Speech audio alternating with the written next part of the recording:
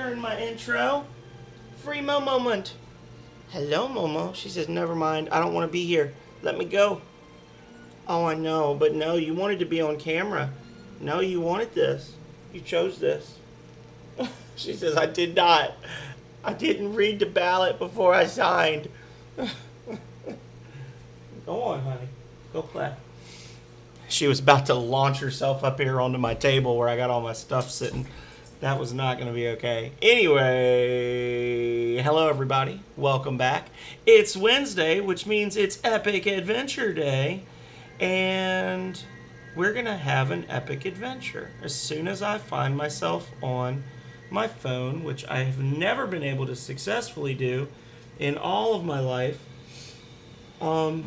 Last time we were together for this game, we actually finally went to the aqueducts. We did it. We beat it. Which means that we are now free to explore some more. It also means that we are now free to go do some more quests that maybe we weren't able to do before because they weren't unlocked yet. To the best of my knowledge, there's like 5 or 6 new quests that have opened up. So we're going to do all of those because, again, you know, you always got to be careful. Whenever there's a storyline point in this game, you got to check. Because a lot of this stuff is time locked and locked behind or before certain stuff. So, anyway, that only took 2 solid minutes to get fired up. I'm watching my cat. She's about to go set herself on fire. I have a lit candle over in the corner, and she's like, oh man, I would love to play with this. Anyway.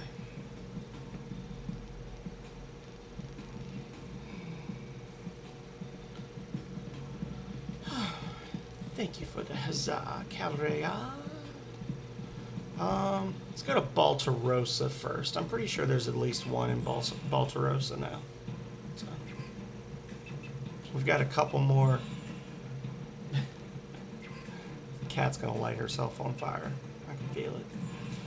I think we got at least one more, because I know we've got more quests for well, Kaedmon doesn't have his yet. And I think there's one more for Gabriel as well, because once you've done them all, you can hire him, or you can...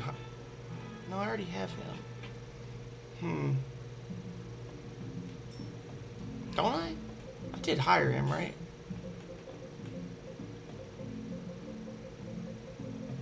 No, I have not. Okay, so I have at least one more quest to do. Oh, what you got going on, bossy man? You seem to hold the Godstones. Then, go to the great tower in the desert and offer them up there. You may learn a truth hidden for a millennium. Okay. Enter the great sand sea and go east of where the spear leads. Phantoms are mirrors that can reflect the truth. A word of advice, do not take your eyes from them, young Rush Sykes. What was begun long ago must finally be brought to completion. That is all you need to know.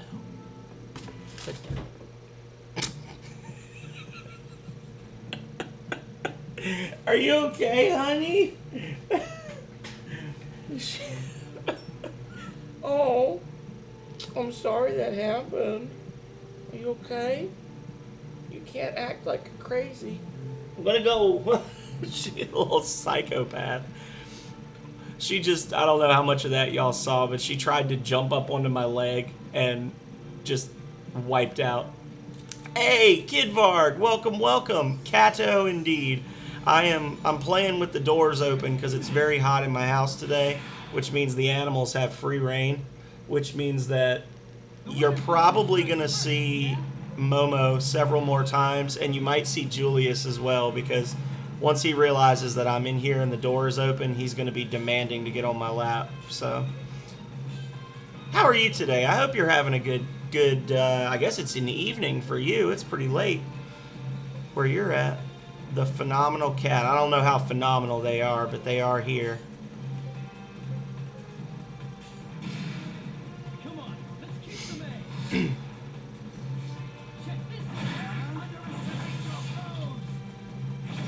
Nice, nice.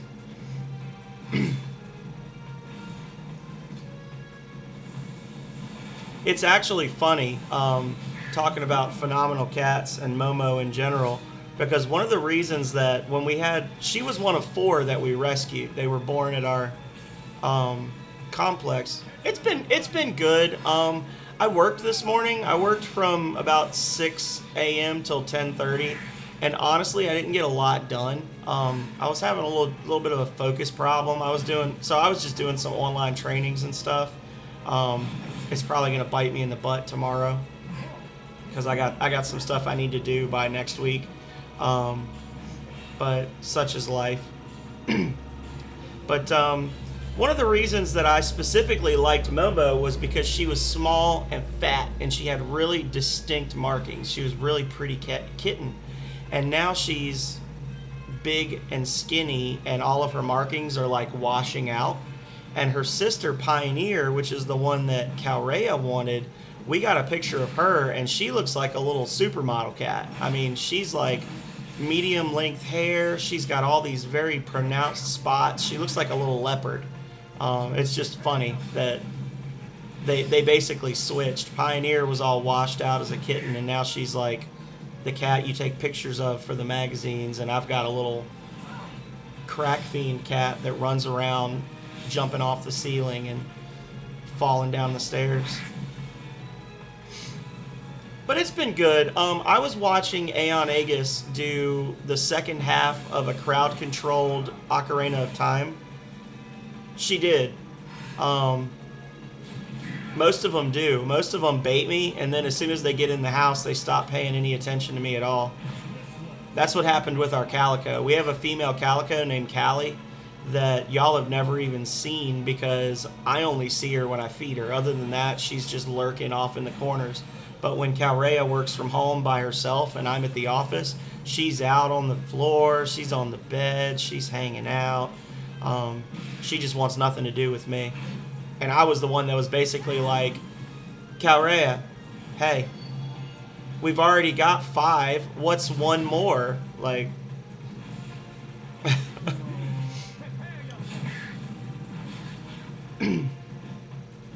but I was watching Aeon Aegis do an Ocarina of Time stream, and I came away with 2 things.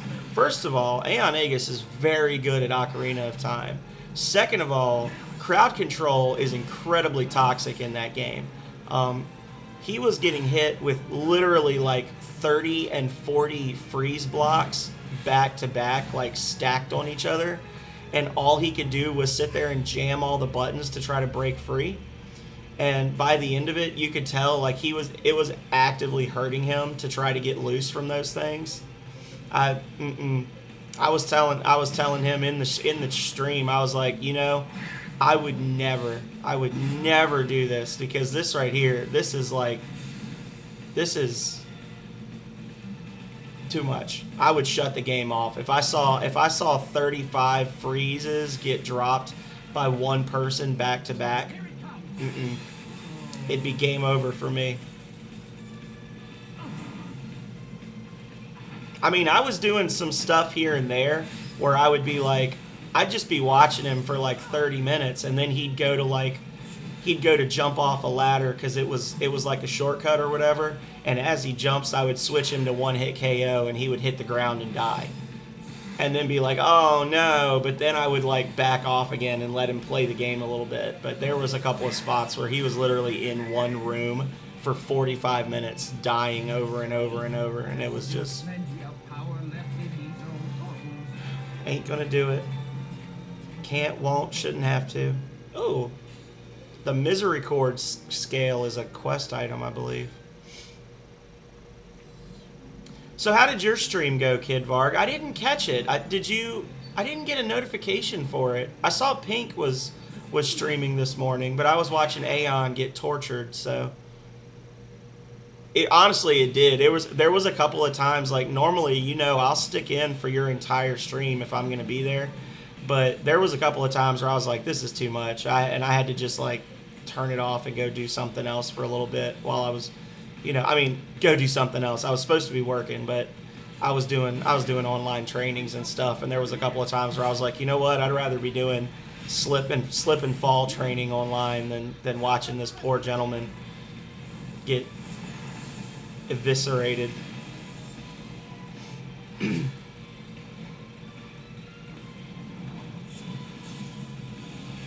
Oh, okay.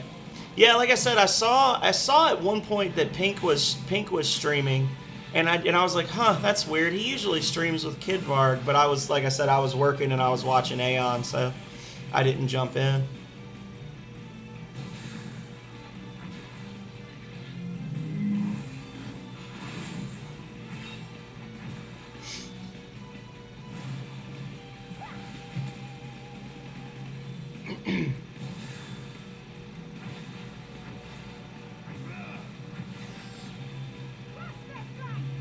Um, by the way, speaking of your streams, I did true to my word tell Divide by Zeros you said hey, and he was telling me that he really enjoyed your Disco Elysium stream. He was thinking about getting the game, I think. Um, and I was going to ask you how much more of it you have left, because I don't, for some reason, I was watching you one day and it felt like the story was winding up, and then like 3 weeks later you're still playing it. So I guess it's a longer game than I thought it was. Little by little, I'm becoming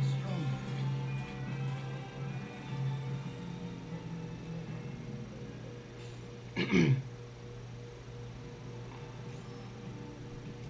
So I'm supposed to go east of where the spear points. This is my quest. Oh, speaking of rare sightings, the one I was talking about is right next to me right now. I'm not going to look directly at her, but I don't know if you can see her. Hang on, I'm going to ruin my camera here. There she is.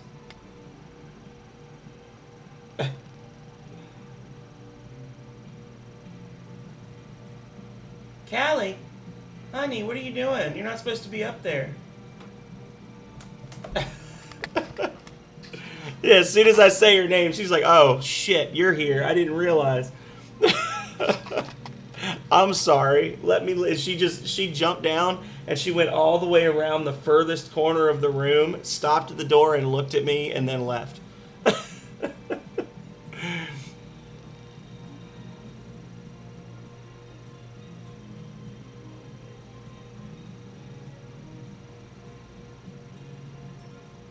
So that was Callie. That was our Momo is our kitten, and then Callie is our only other female. All the other cats are males. I got you. I got you. That's kind of what Last Remnant is like, though. I mean, I I did the aqueducts. I don't know if you saw when you came in, but I was talking about last week when I played it. I actually beat the aqueducts, and that's episode 13. So episode 13, we're like officially at the end of disc 1 of the 360 version. But like 6 episodes before that, so like I don't know, 10 or 15 hours of gameplay was just me doing side quests. And now I've got like 6 more to do before I go to the next spot, because if I go to the next spot, 2 of them are missable.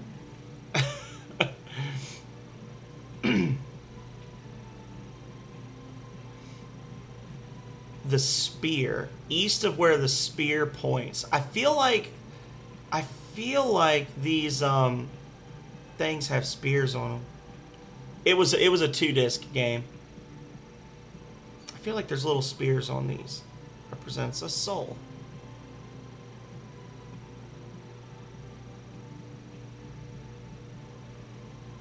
So we're trying to find the tower.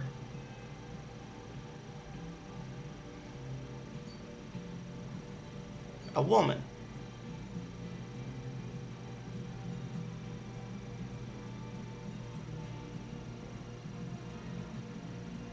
I mean, it can't be but so far away, because east is to my left, and I'm like at the far left edge of the map. There we go. Straight into a couple of monsters. So he did say east of where the spear points.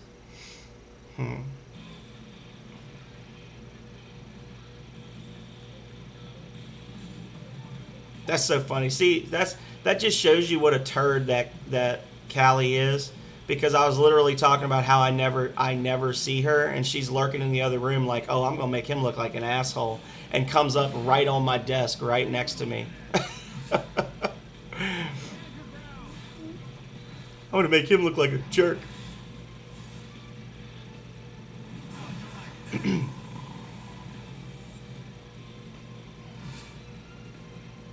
Got my sippies today.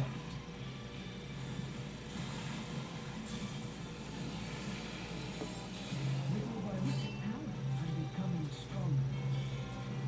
Hmm.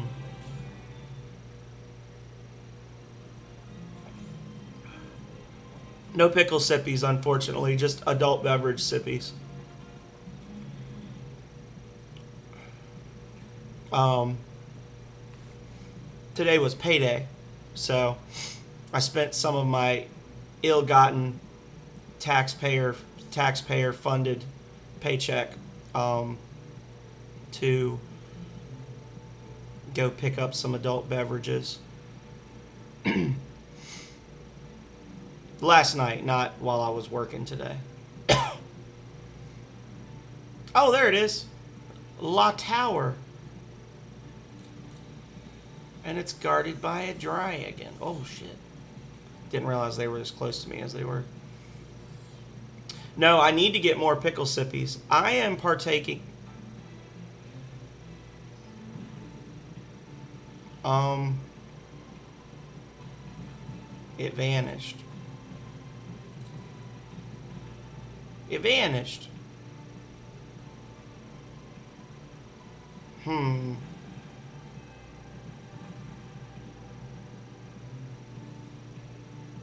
Well, that's. Oh, there we go. Okay. I am partaking in. It's a old fashioned, and it's a bottled one that's like pre-mixed, but it's actually quite tasty. And the bottles are kind of small. They're little. I think I've showed them before. They're $11 US for a bottle, and one bottle would be like 3 glasses like this, which normally if you were to go to a restaurant near here and order that drink, like not a fancy restaurant, just a regular like a regular sports bar or whatever, and get that, it would probably be like $8 or $9 for one. So it's a really good deal. They don't usually have them. I think people come in and clear them all out. But it's made with it's an old fashioned made with like I think it's Knob Creek whiskey or bourbon, which I guess is technically whiskey, but whatever. Um, and it's quite tasty. It's a good thing to just like sip on. It's not something you want to chug, you know. And the bottles are quite nice as well because if you take the labels off of them, you can clean them. And I reuse a lot of the bottles for to like hold spices and things from my garden. So, you know, I get a little extra use out of it. The really fancy bottles when we buy them, Calrea used to actually make lamps out of out of bottles, and then she'd sell them online. But she hasn't made any in probably 2 years. Um, because at one point it was getting to like she kept saying I'm gonna do it again, I'm gonna do it again, and she would do cool stuff. She would get like Kraken rum, and she would create like she would actually twist a fishing net around it using twine, like brown twine, so it looked like you had caught it in a fishing net, and then she'd have a little lampshade on top of it, and you know she basically sold them for the cost of her materials. And people really liked them, but I guess because she wasn't making like a profit off of it, she kind of stopped. At one point, we were saving them so much, people were starting to worry about us because over top of our cabinets at our old apartment was literally packed with like over 100 liquor bottles that she was like, oh, I'll use those one day. And then when are we getting bottle lamp merch? When she starts making it again, I don't even know if she's got any. I could look and see if she's got any in her closet that I could show off. She's made some pretty nice ones in the past. I think they're in the garage. I'll have to get her to pull them out and show them off.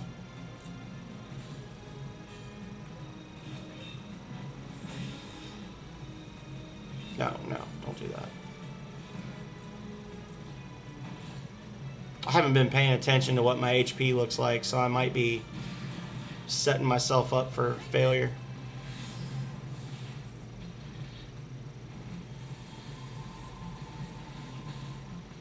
Nope, but no bottle lamp merch, but I am actually slowly reaching the point where Twitch will actually cut me my first check.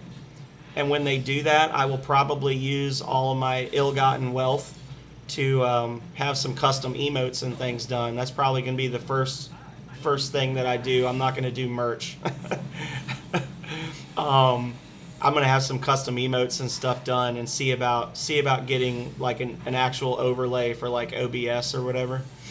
Because I'm still just playing in Twitch Studio. I mean, the Phenomenal Baby will still exist, but I know Aeon Aegis and Michini-san, however he pronounces his name. I just call him Mitch. Aeon and Mitch both have really nice custom pictures that I think a friend of theirs made, and I'm gonna reach out to them and find out if they'd be willing to, or if they know if the person that did theirs does it for money or whatever, like if they would make one for me if I paid them, because I got some ideas for some stuff I'd like to do. Link. Hey, get out of there. No, you hear him talking back to me? Bratty ass cat. Hey. Your hair is going to clog up my computer. Come here. This is the bad one. He's the bad one.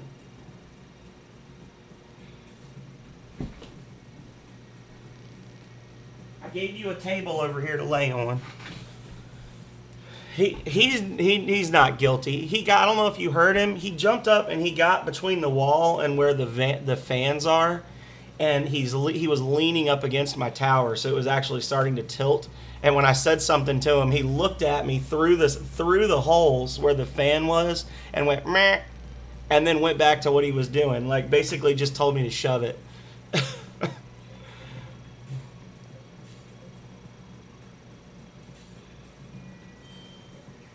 He does that kind of crap all the time. He'll get on something he's not supposed to be on, or he'll get into something, and then when you fuss at him, he looks you right in the eye and he'll just meow at you, and then he'll go back to what he's doing. Like, whatever.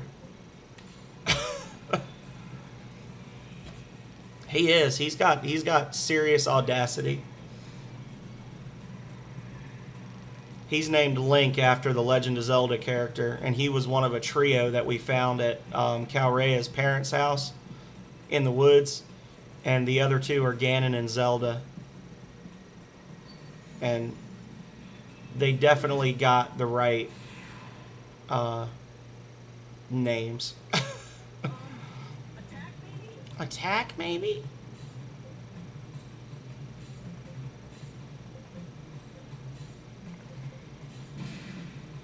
The audacity. I can't remember. Do you have any pets, Kid Varg? I feel like I remember you have a dog or you had a dog, but I might be completely off base.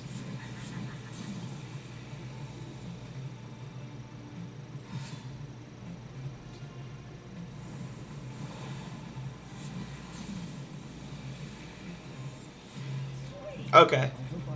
I was pretty sure it was. I was just... Yeah.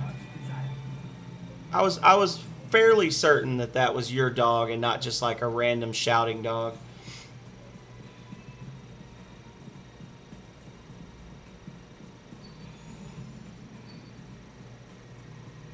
Oh, well, my one dog is down here.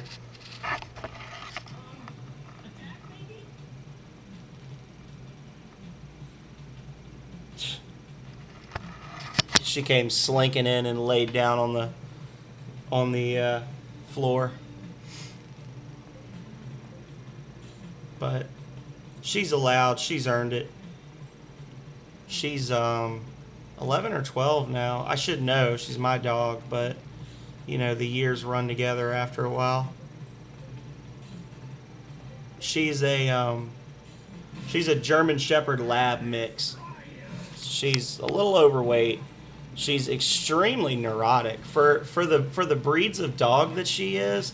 She's not super high energy, and she's always got this look like she's terrified that she's going to get in trouble over something. She always looks guilty. It probably doesn't help that there are 6 cats in the house, but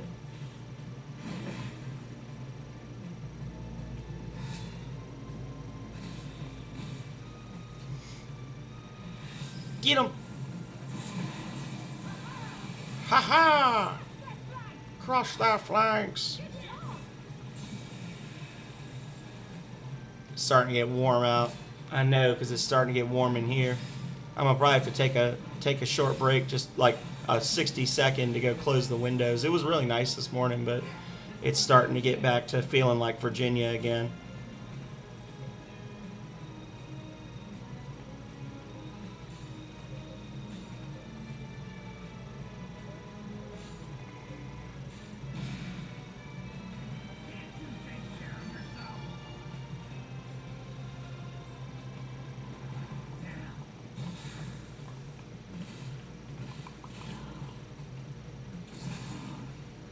Mm.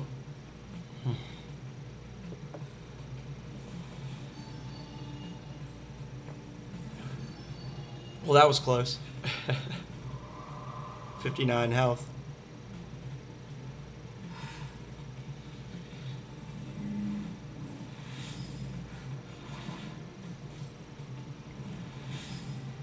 I gotta say, Kid Varg, I don't know if it's, and I'm not complaining, I don't know if it's the times just line up for you or what, but you are always on here when I'm playing Last Remnant, and I really appreciate that because it's a game that I know a lot of people have never even heard of, much less want to watch because it's so long.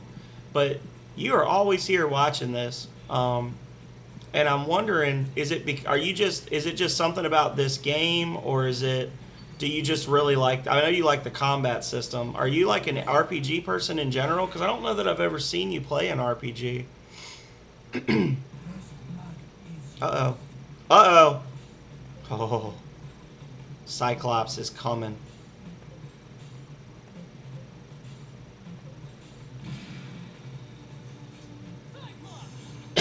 Yeah, by the way, the summons, they don't just happen in regular or in boss fights. They happen in regular fights. It's just a thing that randomly occurs.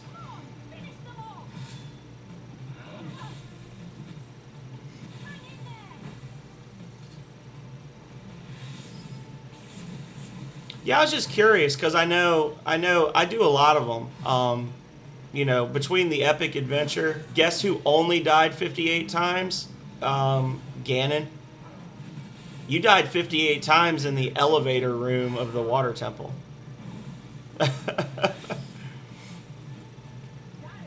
Welcome, welcome, Aeon. So have you been in for a while, or did you just finish? I was telling Kid Varg how bad I felt for you. I would love to play Eternal Sonata. I actually looked to see. I have it on the 360. I looked to see if they had ported it to the PC, and they didn't. Eternal Sonata and another obscure one that I don't have a PS3. Another obscure one that I would love to see get remastered is Radiata Stories. I don't know if either of you ever played that for the PS2.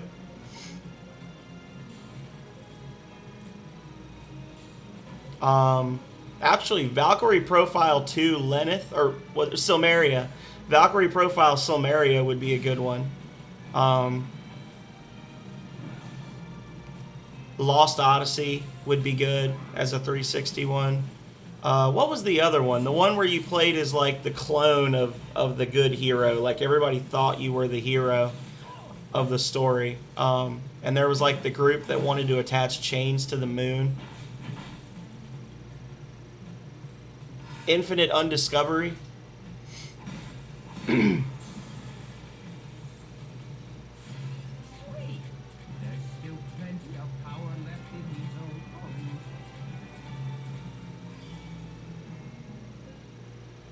Radiata Stories was really cool. It had a cool art style where it was done to look like a fairy tale book, and it follows a young man who sets off to join like the Adventurers Guild or whatever, like to become a hero. And he meets a whole cast of characters. He gets accepted, but he's kind of a dingus, and you get sent off to do different quests and things. And the main story of the game revolves around the war between the humans and the lesser races of like the elves, the dwarves, and the goblins. And as you advance through the story, you kind of start to see the war from both sides. You can pick fights with almost everybody in the game. Like you can walk up to random vendors and kick them, and after a few kicks, they'll get angry and attack you, and you can fight them. And that actually, like how many people you pick fights with, affects progression. And you can earn money from certain people or items from certain people. Others, it just makes you into a jerk.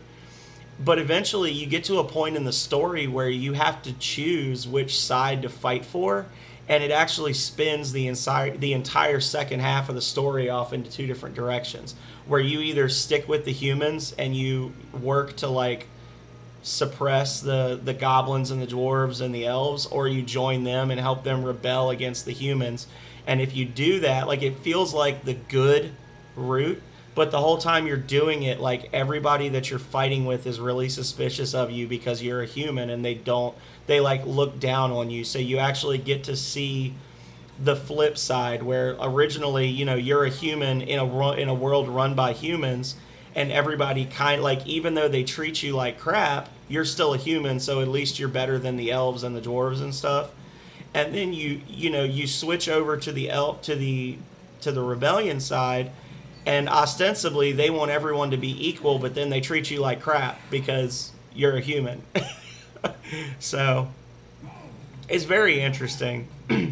And I would say it looks very simplistic, and it's got a very straightforward kind of combat, but at the same time it's got a really good storyline, and I just loved the art style for it. And any RPG with multiple endings, or like, you can recruit characters in that game. You can recruit a lot of people to join your army.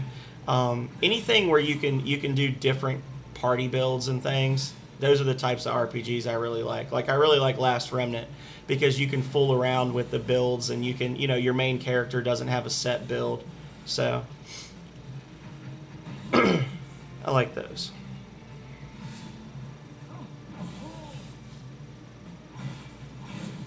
Speaking of RPGs you might not have seen before, I'm actually going to be starting a new one because I beat Secret of Mana last night. So starting tomorrow, my new Tuesday, Thursday game is going to be Breath of Fire 1, which was originally on the Super Nintendo.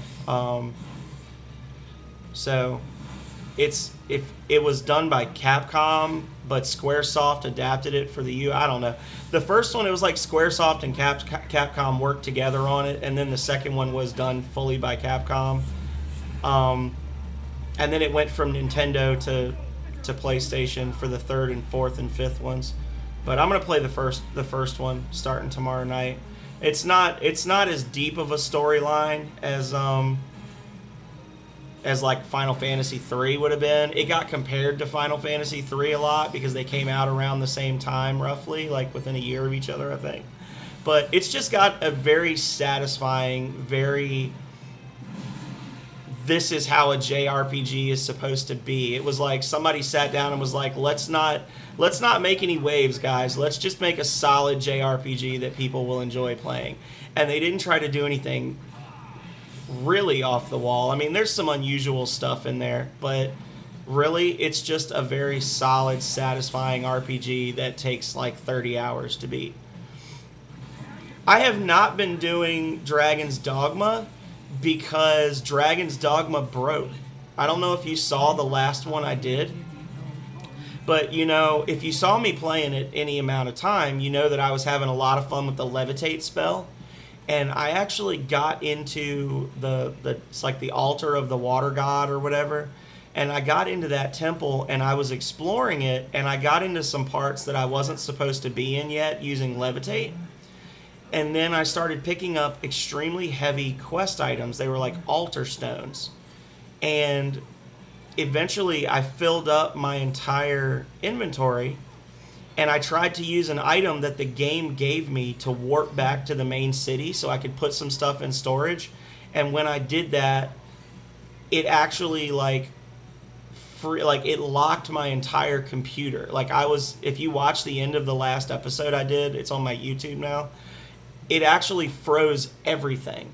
And like I could still talk to you, and I could see on my phone that I was still talking to you, but I literally couldn't do anything, and I had to be like, bye guys, and then hold the power button down for 3 seconds to reset my computer. And all I did was try to use an item that they gave me, and when I tried to teleport out of the dungeon, it just broke the entire game. And I lost a ton of progress. So I was like, you know what, I'm not going to play this anymore. Also, it was a bit of a slog to walk from place to place. I was spending more time, like I went back and watched my old streams, and I was spending like twice as much time just going from place to place as I was actually fighting and doing stuff. So, and it wasn't pretty enough to justify that. I mean, like being real, the graphics for the most part felt like I was playing a really, really good PS2 game, or like maybe an Xbox 360 game. It didn't, which I guess it was like a 360 game originally, right? But it wasn't pretty enough to justify the amount of time I was spending just walking around looking at shit.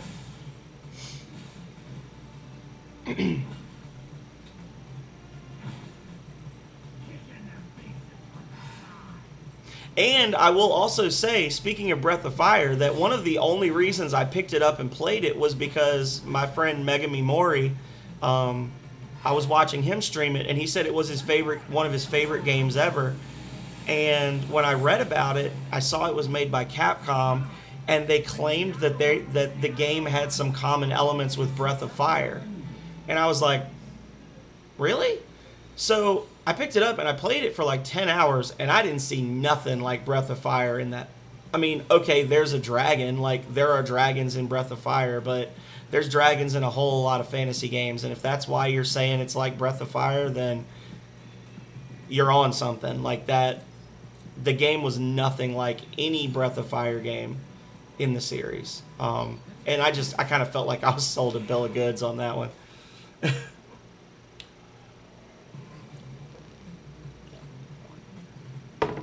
Honestly, if I hadn't seen in the reviews or the Wikipedia where somebody said it's reminiscent of Breath of Fire, I probably would have never played it. So when I played it and saw that that was not the case, I made a decision.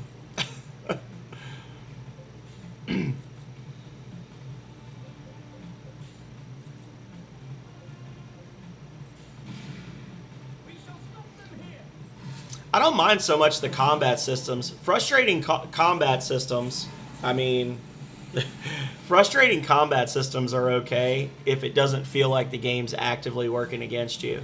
And I felt like the game was actively working against me. The combination of the travel time, the slowly dropping max HP, just in general, just the basics of moving around the world and interacting with the environment were just horrible for me.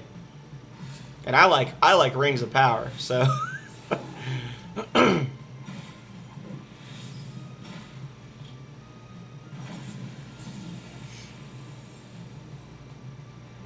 so if you decided to stream an RPG, what RPG would you stream, Kidvar? Is there a specific one that you'd go for? I know Aeon does them every once in a while. I think Aeon might have beaten Bravely Default. He was playing Bravely Default too, which was pretty entertaining.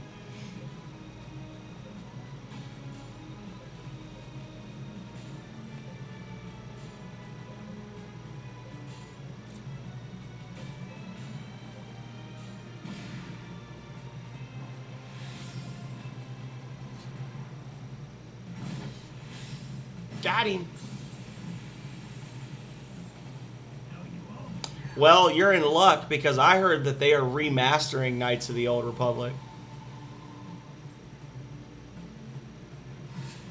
I was just asking Kidvarg, because Kidvarg says he really likes RPGs, but he hasn't ever streamed one. And I was telling him that you, Aeon, had recently streamed Bravely Default, and that I thought you had beaten it. And I asked Kidvarg what RPG he would stream. This is exactly what I needed. And he says he would love to stream KOTOR, but he's having issues with it with Windows 10, and I told him that they're remaking KOTOR.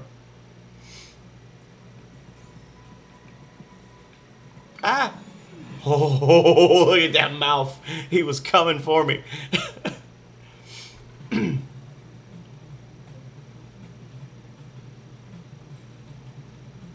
I got you.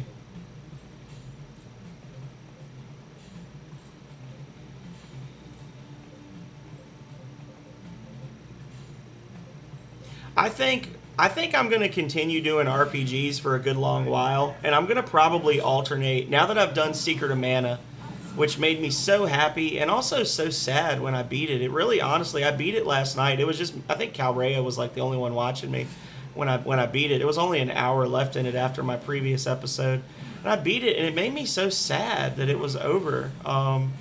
Which I guess means it's a good game, right? But I think I'm going to do Breath of Fire, and then I'm going to do something else, and then I'll do Breath of Fire 2, and then I'll do something else, and then I'll do 3, and then I'll do something. Like, I'll alternate back and forth. So I think I'm going to do Breath of Fire, and then after that I might do Earthbound. I've been wanting to play Earthbound again. So I'm becoming stronger. So, yeah, I don't know if you saw. I know you're probably on Discord a lot more than me, but I sent you something on Discord.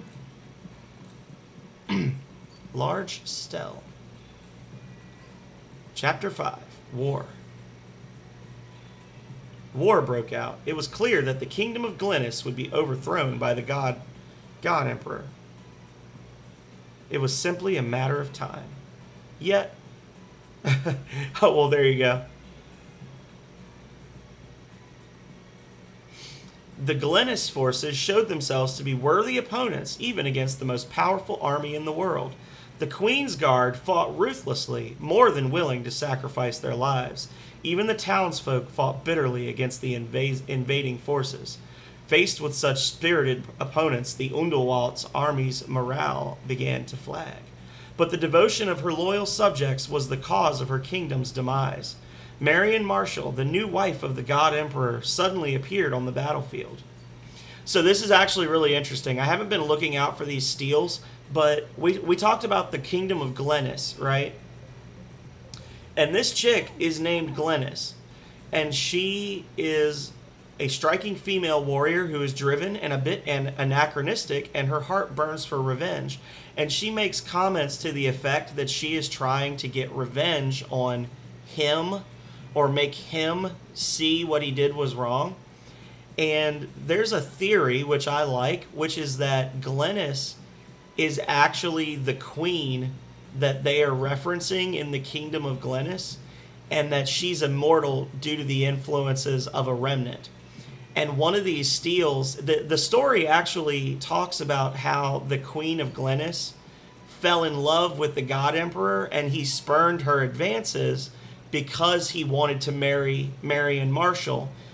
Marion Marshall is Rush and his sister's ancestor, and she has the power to bind every remnant. So the God Emperor basically forced Marion Marshall to marry him so that he could force her to gather all the remnants under his control using her powers. And Glennis felt like she got the short end of the stick, so she declared war on him. Basically, started a war with the Emperor because he spurned her. And there's actually a steal that makes some reference to the fact that, like, even though he's changed, she knows that he still loves her, and it's written by the Queen. And she says, like, one day you'll love me again, Wag. And the rest is cut off. And Wagram is the name of the sorcerer in the white robes that's missing his eye. And he summons all those fire monsters to attack us. Like, he summoned the gates of hell, and he summoned the one in the valley. So the theory is that Wagram is actually the original God Emperor kept alive through necromancy, and Glennis is actually the queen trying to kill him and get revenge on him for breaking her heart. And it's like a whole separate storyline taking place in the background of this, which I love. Like, we're here to stop the Conqueror, but in the meanwhile, the first God Emperor and his ex-girlfriend are like riding along with us trying to kill each other because they're pissed off at each other over something that happened 300 years ago.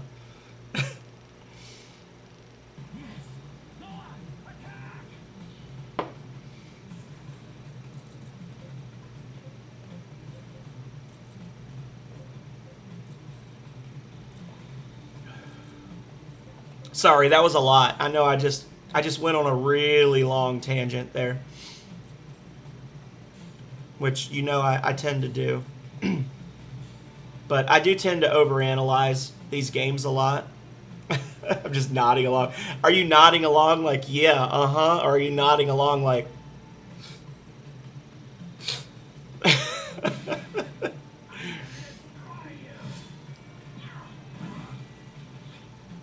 We have Final Fantasy Gajillion, and apparently they're going to re-release Final Fantasy VI again? Question mark. So this will be, what, the 7th time they've remastered Final Fantasy VI? They're getting every drop of milk they can out of that cow.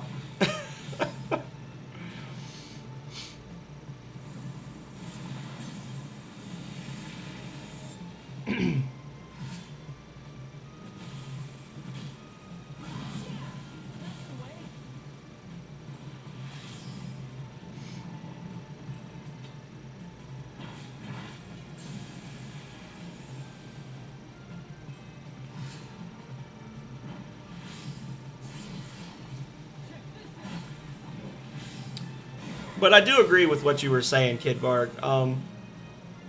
It is a real shame that it costs so much to make a game, because there are so many games that people really put their heart and souls into, and it just wasn't mainstream enough to justify a sequel. And it really, again, I'm getting a little philosophical here, but when you've got so many Final Fantasies out there, right? It really makes you wonder about, and Final Fantasy, by and large, Final Fantasy is good. I like some more than others, but it really makes you think about the stories that you didn't get to hear. When you're getting really into it, really deep and philosophical, these games are stories that people wanted to tell you.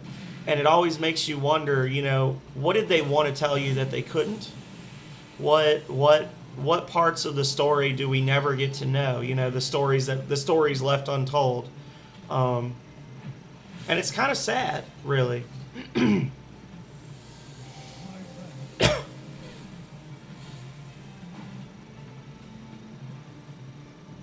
The last remnant of the phenomenal Sir. I don't know how to take that comment, so I'm just going to say yes and welcome, Voltaire. I'm so happy to see you in here. Hope you're having a good day.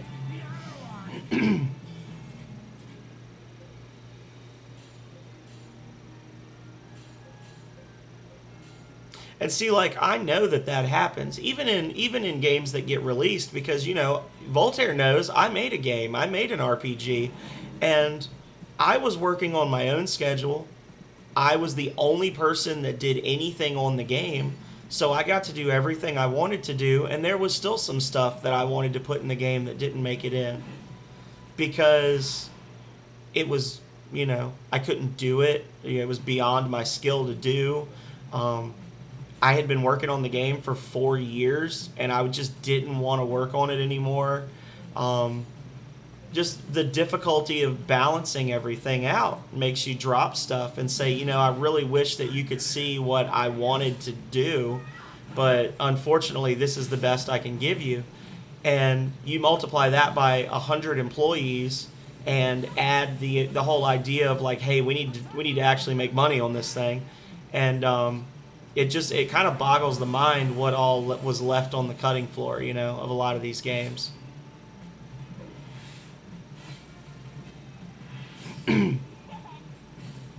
Well, I had always said once I finish Voltage, I'm gonna start streaming, and I'm probably gonna stream until I get tired of it, or get banned, or I find something else. I'm enjoying doing it, but I had actually talked for a long time. And I would still like to do it if I found the time. My issue is I stream too much for the fact that, um, I'm so new at it, and it's not a full-time job, even though I treat it like it is in terms of the hours I put into it. Um, I would really like to have a day where I just stream myself doing game dev stuff. And I've actually talked about that. Like, I want to learn the Unreal Engine, and I would love, I don't know if I'd get gigged for it, but I would really love to have 2 monitors and basically go through, start out with the the tutorials and the classes and things, and go through them on stream and talk it out with people, and you know be learning how to do something and kind of like helping other people learn it as well.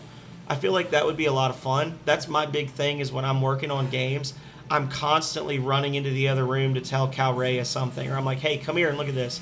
Come here and tell me what you think. So it's like as much work for her to hear me talk about it as it is for me to actually do it.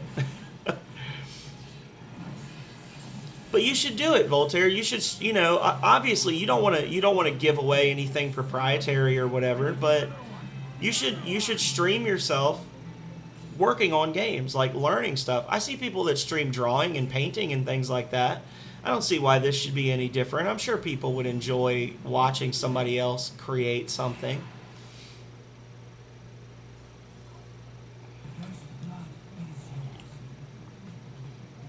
Jesus, you think there's enough of them on the field? I only attacked one enemy.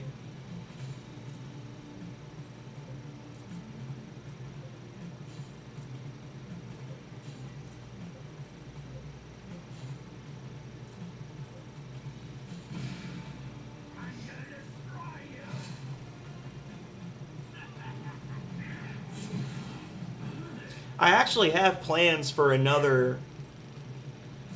I got you. I actually have plans for another RPG Maker game that I want to make. That's a lot. I say it's a lot shorter, but it's actually going to be pretty involved. That I have thought about like doing one day a week where I just work on that and stream myself making the game, like making maps and programming attacks and doing animations and things like that. And I think it would be fun. It would definitely force me to not be a procrastinator, because there were times where I would work and work and work and work, and then I'd be like, you know what, I don't even want to look at this crap, and I wouldn't do anything for a month on my dev. The photoshopping you could do, people would think that was cool. That's like painting or drawing, right? If you're good at it, that's a form of art.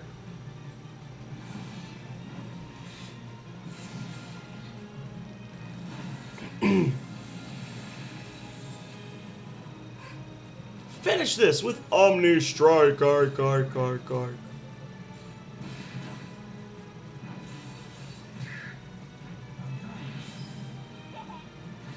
Ah, Faye snaked the kill from Rush with a counterattack.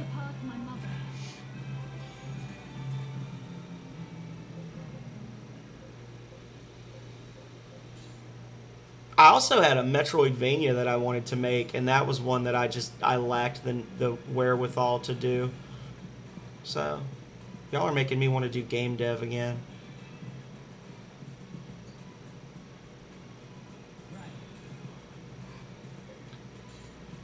So what is that? Because I don't honestly know what a lot of that stuff is. Voltaire. So like, what's the difference between Babylon.js and other programs? Like, what do you do with that? Do you make games? Is that what you use for websites, or what is it? And while you respond to that, I'm gonna step away because I gotta go close the windows, because it's getting to the point now. The humidity and the heat is rising outside, and I'm starting to get sticky inside my house with the air conditioning on. So, 2 seconds.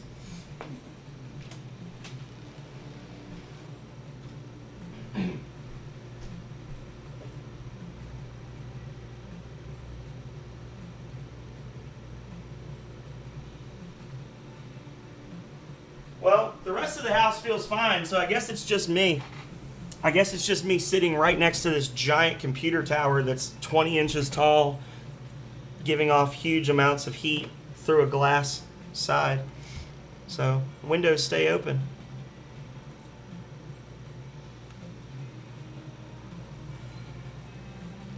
Attack with mystic arts. Having assets. That's true. I spent a lot of money. The one thing I paid a lot for, I paid a little bit for music, because the person who did the music for Secret of Mana had put out some stuff you could use for commercial use if you paid him for it. It was like $30. So I paid him $30 so I could have some music by, the person who made the music for one of my favorite games ever, Kikuta, Hiroki Kikuta. So I've got some Hiroki Kikuta music in Voltage. And then I paid, honestly, the thing that I paid a lot for was monster designs. The battlers in my game were all custom designs that I came up with the descriptions and the biology and everything. And I worked with somebody on Fiverr to make all of those. And all told, there's about 60. I didn't reuse stuff with different color palettes or anything like that. Like, every monster is a unique creature. And that cost me upwards of about $3,000. I lost money on the game, definitely. But it was over the course of 4 years. It was a hobby, But music, I didn't pay a lot. Other than that, other than the Hiroki Kikuta, all the music in my game was free for commercial use. It was made by very talented people that just share their work with the world. And I emailed all of them. I gave them a copy of the game, a download key. A couple of them thought it was awesome and played it.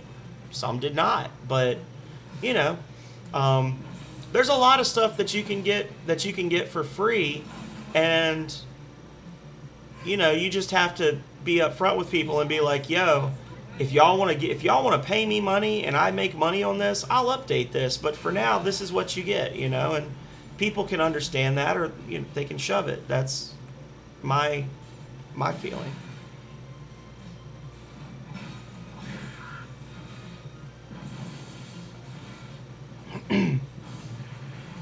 Oh, and the spell effects. All of the spell effects in Voltage are from various packs that I paid money to download, asset packs for those.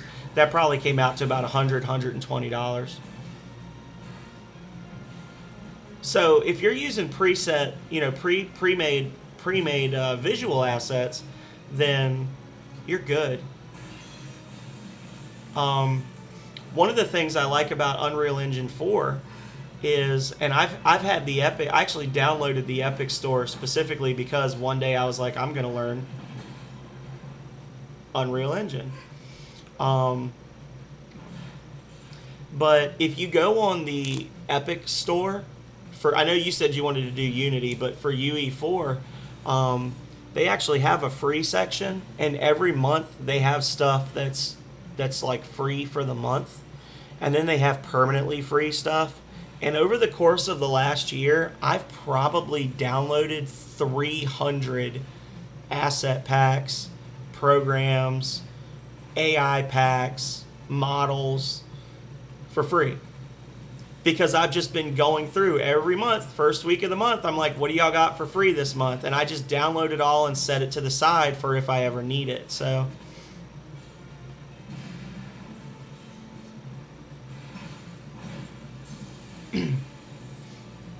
and I've never done the first actual thing in UE4, but like everything from the game Paragon, all the assets from Paragon are free. They've got mega scans, which are like, whole environment scans where they've got grass and trees and flowers and rocks and all these different things for different environments. They've got mega scans for tropical rainforests, for ruined cities, for deserts, for mountains, for hilly terrain, for you can find a lot of stuff out there. It's just a matter of finding it. And it's a matter of finding things that look like they go together. There were some really cool assets I would have loved to use for Voltage that I didn't because they didn't match the style of the other stuff.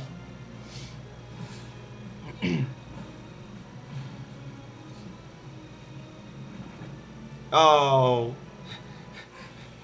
the whiff. This is new music.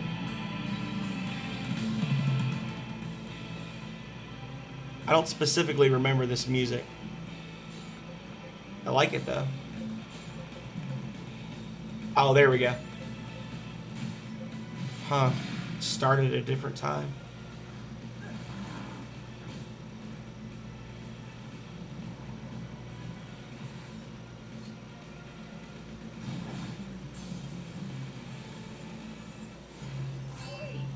And honestly, even if you just want to play games, they do free games all the time. It's like every week or so they have a new free game up, Voltaire.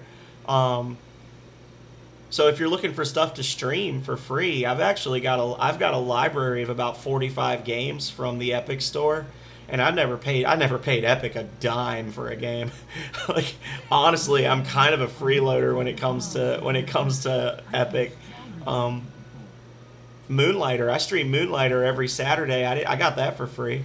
I'm gonna pay for the DLC for it, but yeah, there's a ton of stuff out there that you can get for free for streaming and for dev work. It's just a matter of finding it, like parsing through all the BS to locate it.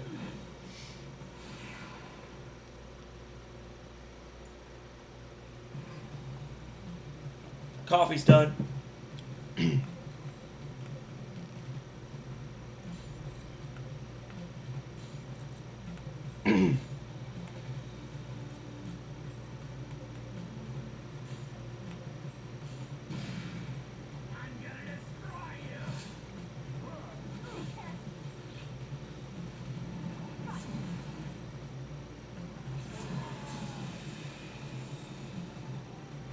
And I don't want you to think I'm like telling you what to do with your life or like trying to preach or anything, honestly.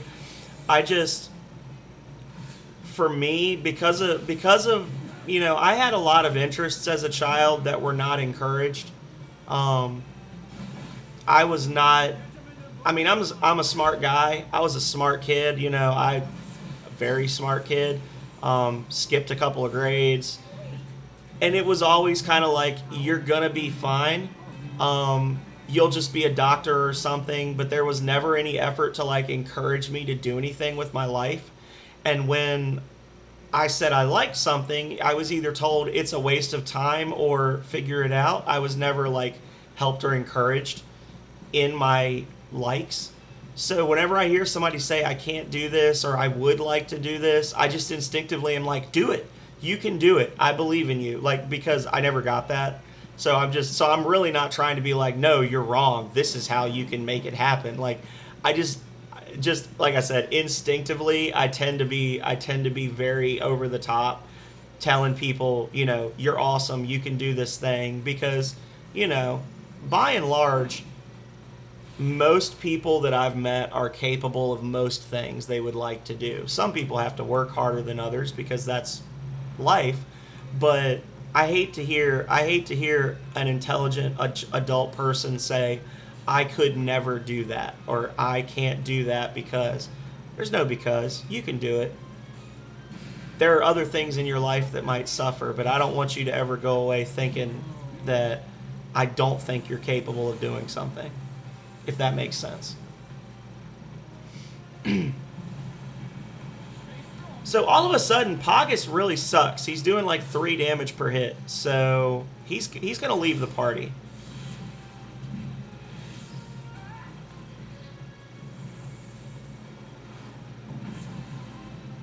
He's gonna need to leave the party because he's bad. This is a rare monster. I didn't bother to see what its stats were before I attacked it, so I might get clapped here. The demon monsters are pretty tough to begin with. Uh-oh.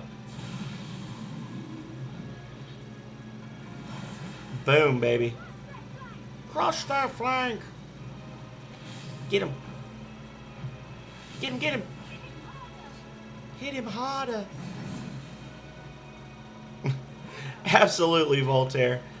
Well, like I said, you're great. I appreciate you for coming in today, and I hope that you have a good rest of the day, night, or whatever it may be for you.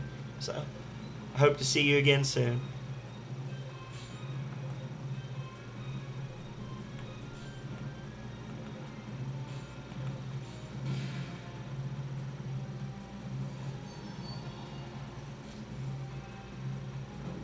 Oh, the block.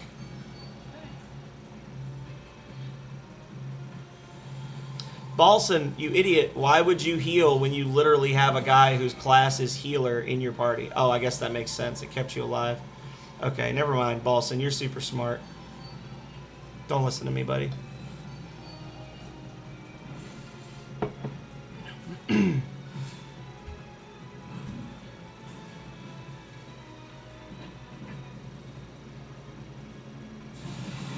Everybody else got really quiet.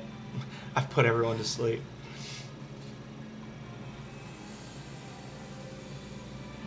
Oh.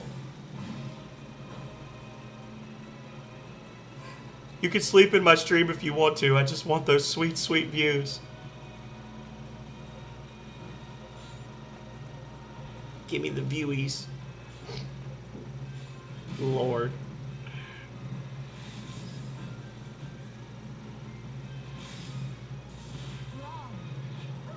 She just say rar. It's like she said rar. Great stream and great future. I hope I have a great future too. My future would be better if Pogus would stop hitting for single digit damage. Like a butt.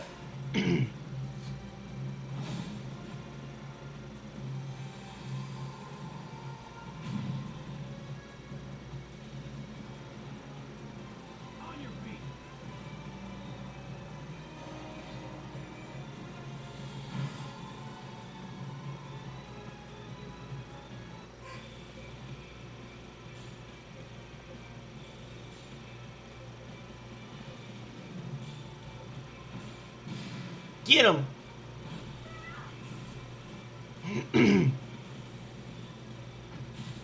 Oof.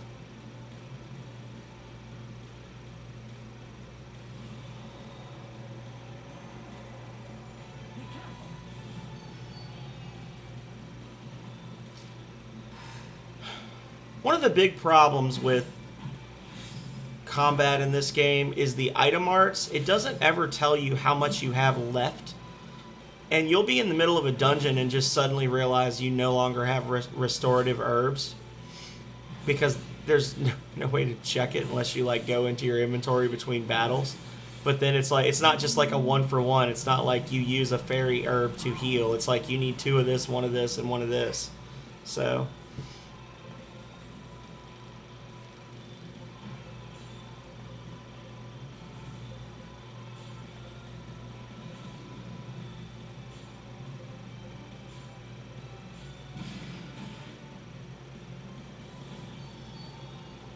Oof. That might be it.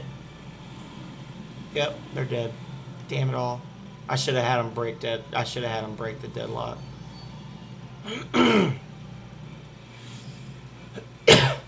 Well, this is certainly a tough enemy.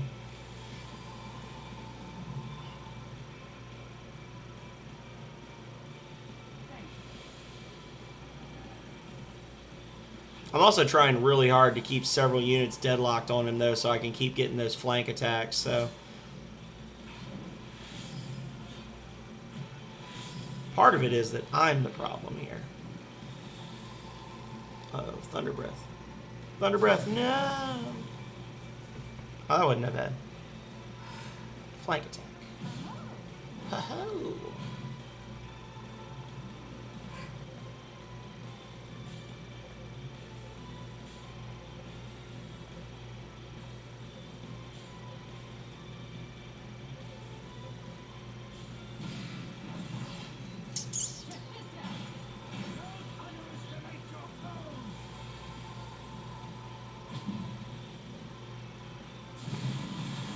Oh, damn.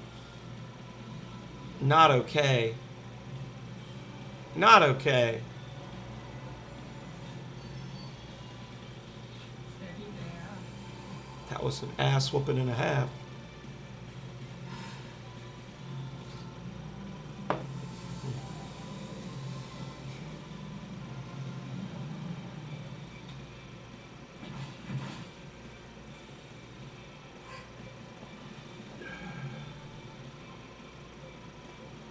It's like I used to joke with Megami Mori when we would play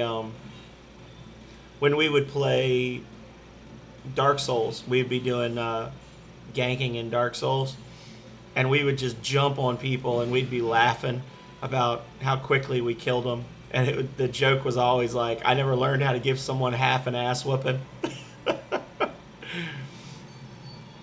Never learned how to just kick one cheek."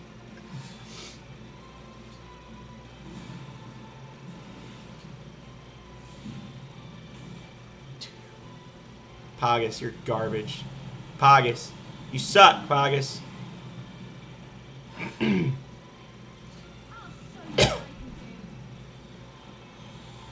I please just kill this monster? I have to have done 1,000,000 HP of damage now, right? Like, surely I've done a million points of damage. There you go. Gotcha.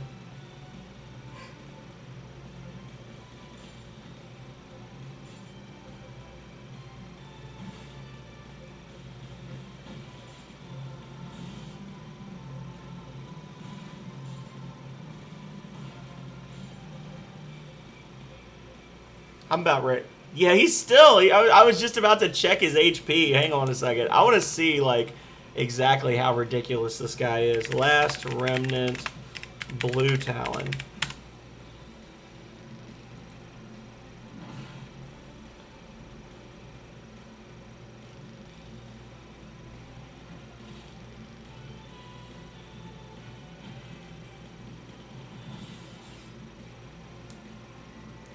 It says. Oh.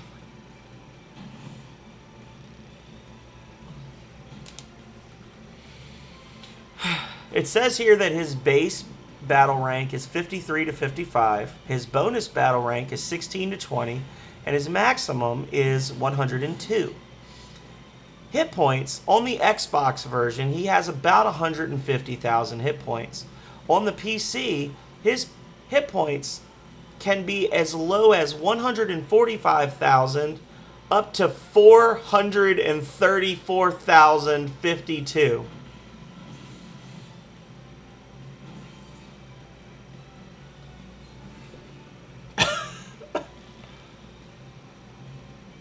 What?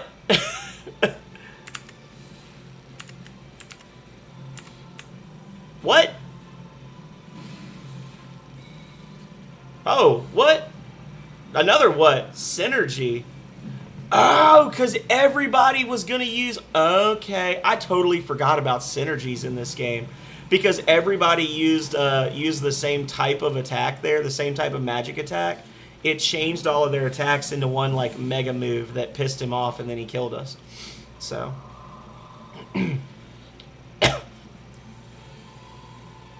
I need Balson to get some more 20,000 hit point critical hits.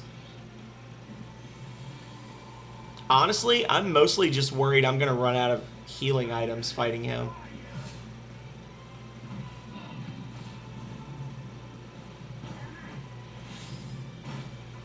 Once he starts flashing red, he's at 20% health, so then we'll know that the end is in sight.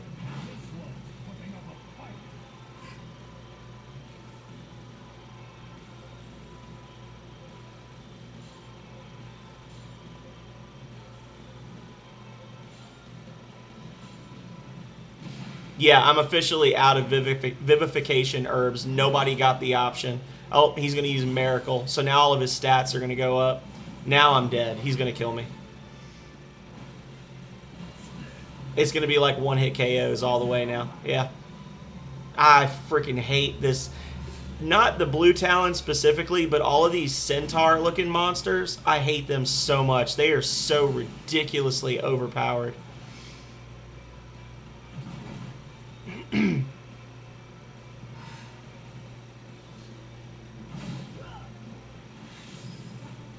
And they usually end up being guaranteed spawns the first time you go to an area, and then it's like they never spawn again. Yeah, I'm completely out of vivification herbs, so he's gonna start getting kills. If I don't black him out each round, he's gonna kill. Oh, there we go, 20%. He's gonna start killing me really freaking fast. All right, critical hit for Peerless. Don't mess it up. Critical hit for Peerless Thunderclap. Boom, baby.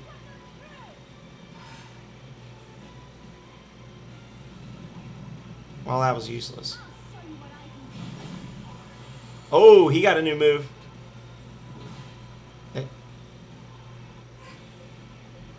I would really have loved for Cyclops to be spawned right now. Like, I really wish I had the Cyclops. I don't know how I'm getting so many blackouts on him, but I think that the dream is over now. Here it comes.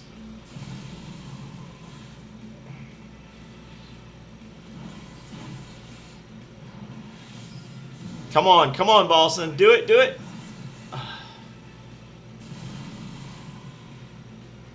He's going to use Twister on the last one and kill everybody. Oh no, I'm flanking still. I've never yet broken my flank attack with this Union. Okay. Oh, sweet Jesus, thank you. So Talisman's gift makes us invincible. But he tagged Balson's group on the side of that move, so they're dead now.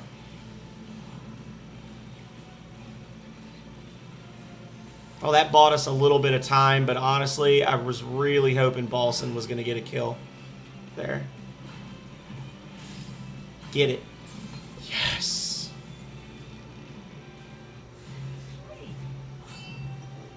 I have earned this.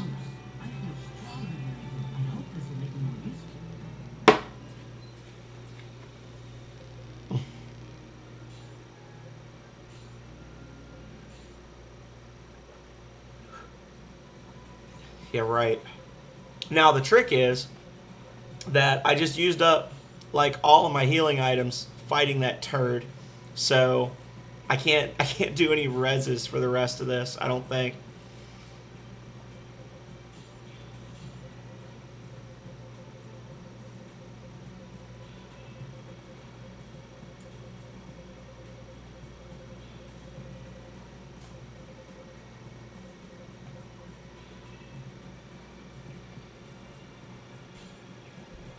Hang on.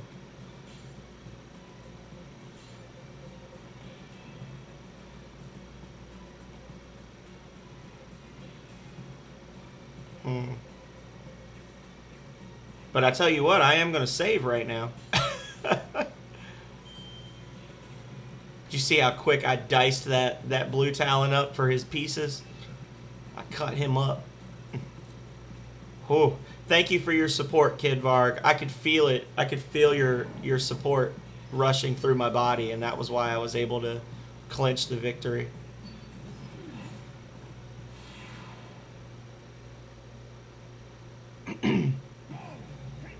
Oh, and then I get Cyclops on a random fight in the very next encounter. Like, why couldn't I have summoned him before?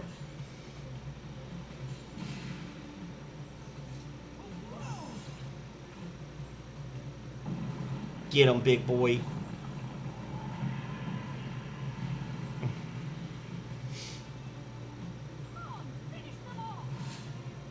Finish them off. We've literally just been doing this quest since I started the stream an hour ago. Talk about side quests taking up a lot of time, right? This is what we were talking about when you first came in, Kid Varg. It's like, I'll do one... You were saying you'll do one storyline quest, and then you spend 15 hours doing other stuff. Oh, Lord. Here comes the big boy. I guess death is confusing, right? Oh. Oh.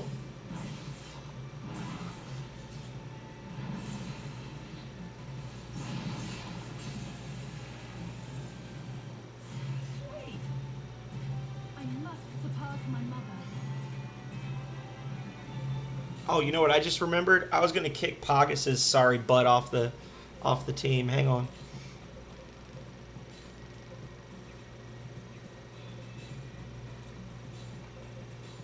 I shall strive to do my best.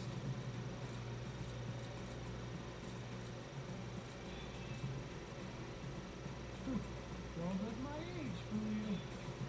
Don't let my age fool you. Oh, hello.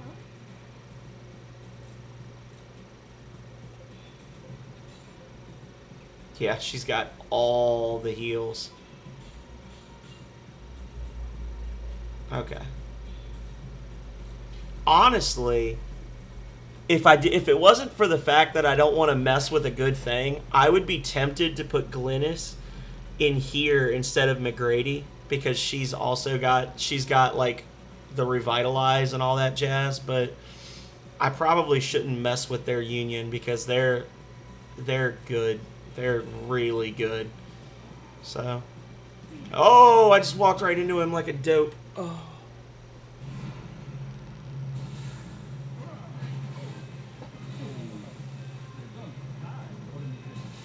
Don't die or anything.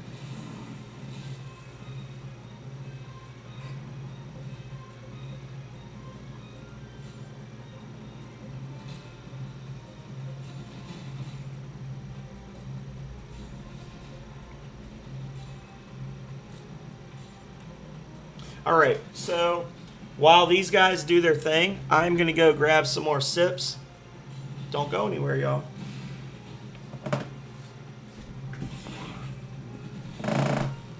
Oh, that would be annoying.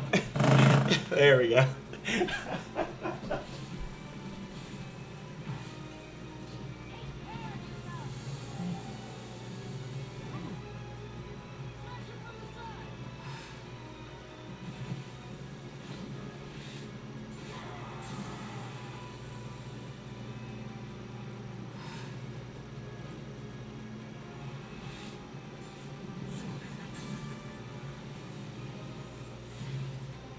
I've gotten a little stronger.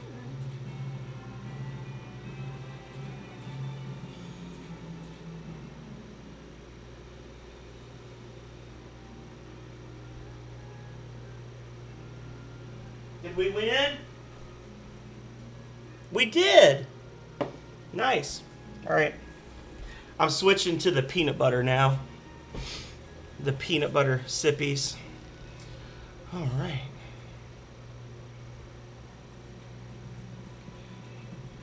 Nothing over here.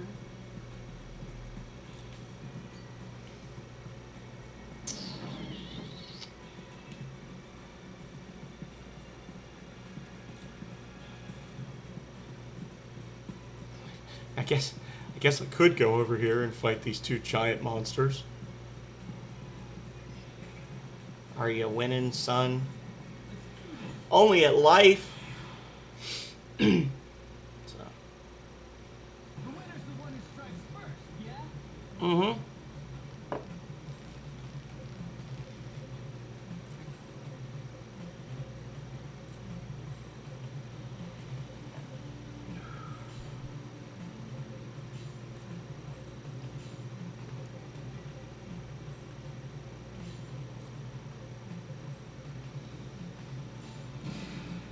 I'm gonna destroy you!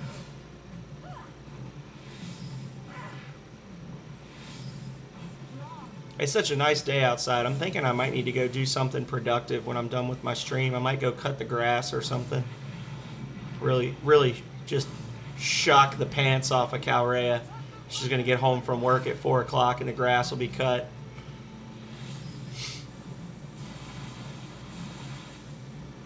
First thing she's going to say is, "Did I ask you to do that this morning?" I'll be like, "No, Mom. I did it on my own."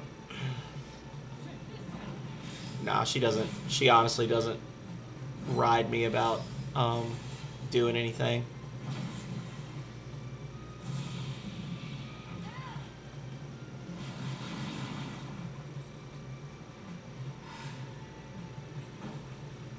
I think overall, um, we usually get along really well. We occasionally have differences of opinion, but never about anything that really matters. And it's pretty low stress, which I guess means it's a good relationship, right?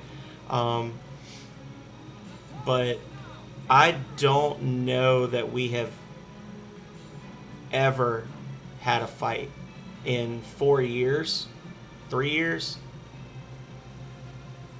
3 years that we've been together. I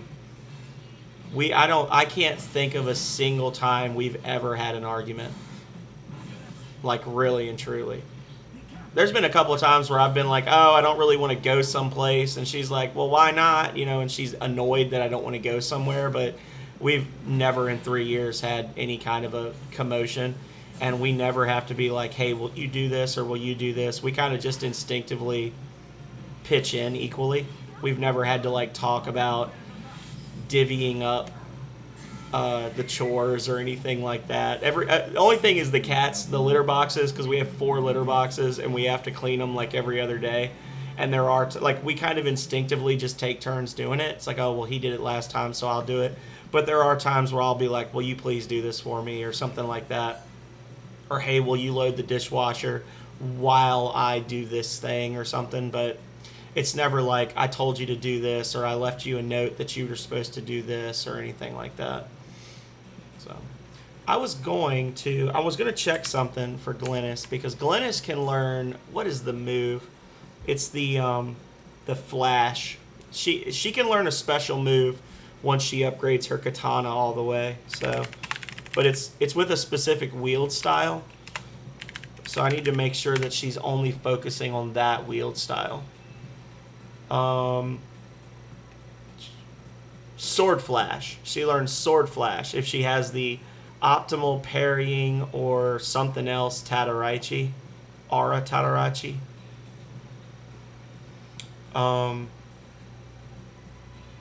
One-handed style.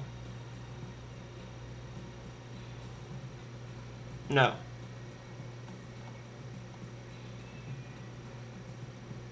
Yeah, one-handed wield. Okay, so I need to turn off power wield for her, because we want her to focus on one-handed style.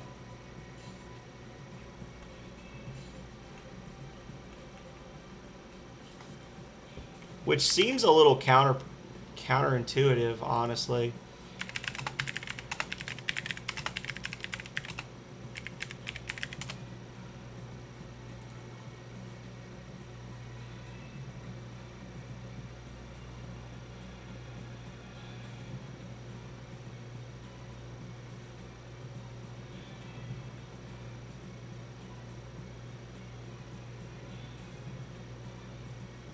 Hmm.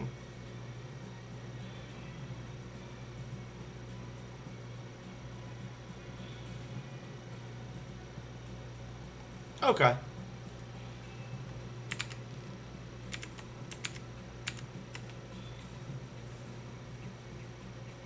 I'm looking at, I looked at the forum real quick, and there's some people that are like, Glennis is absolute trash. Don't use her. I flipped her in to use Sword Flash, and it did 4K damage.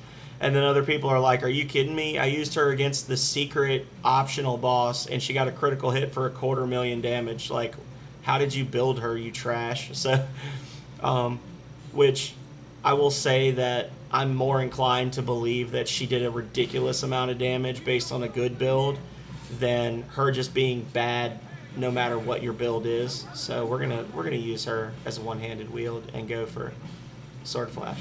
And it makes sense because the others in the group are all one-handed wield as well, so keeping the theme up.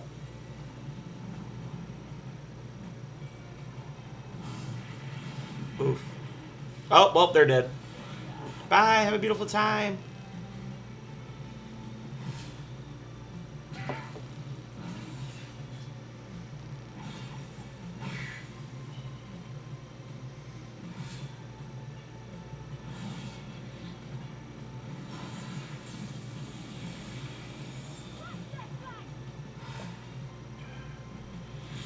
I gotta say, the difference in strength between a rock grader and a grand rock grader is pretty extreme. Like, there's always a bit of a markup, but there's a big difference there.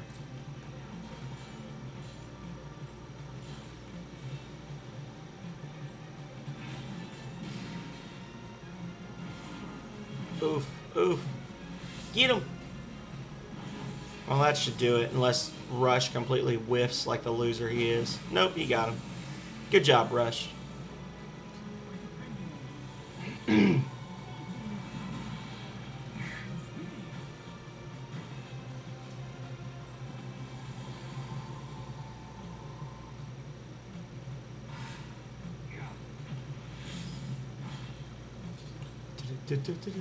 Feels like a waste of magic, but okay.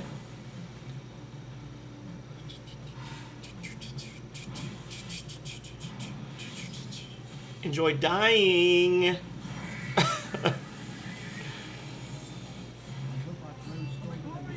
Caustic Blast level 4. Hell yeah.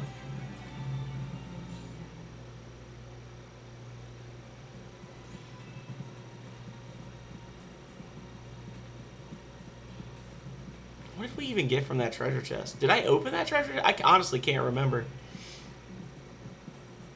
Yeah, I opened it.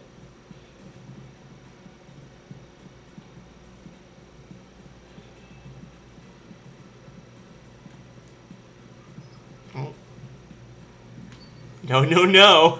Oh, he almost got me.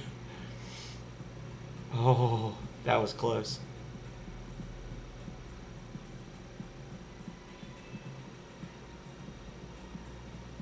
Guys, just please don't. Guys. Oh, there's so many enemies. Lily, what you doing, honey? Come here. Come see me. Oh, it got stretched. Oh. Hey. Hey. Come here. What are you doing? Bum. I can't reach. Look at this lazy dog. She's, oh, here, just pet the tip of my nose, Faja. You want to be naked? Here. Go be naked. Ta-da! Naked.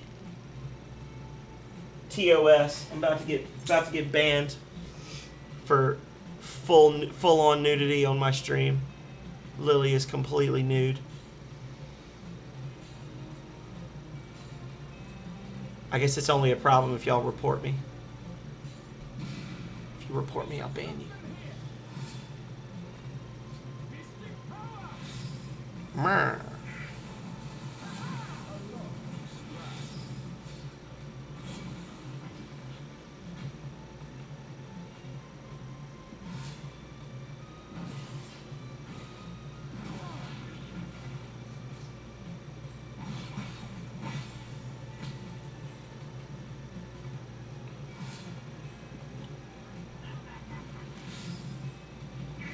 He sounds like such a little gremlin when he laughs. Such a goober. Uh-oh. Uh-oh.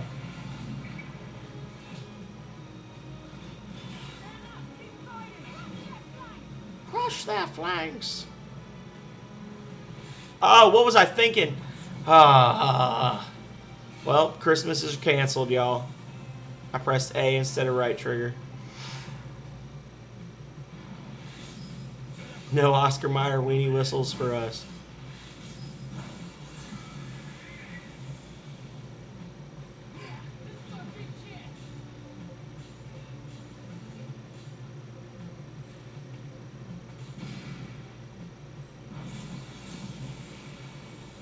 Dead. Double dead. Captured. Scattered petals. Man, I'm capturing so many of these rock raiders. I don't know what it is about them that they're just easy to catch. But I like it because they're probably worth a decent amount of money, them being a large monster.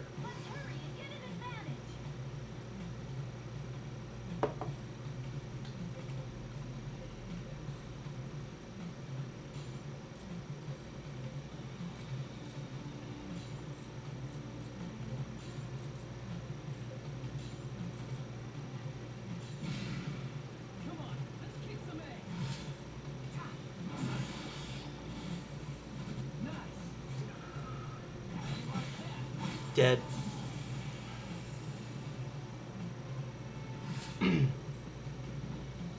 I did not remember this being such a long quest, but I say that about all the quests, so, you know, I'll be playing this game till next year at the rate we're going. We're going to have one whole stream that's just the boss fight against the Lost Remnant. Another one against, what is it, the Forgotten. There's a couple of different, like, optional bosses. I mean, really and truly, a lot of the bosses are optional bosses because they're all side quests, but,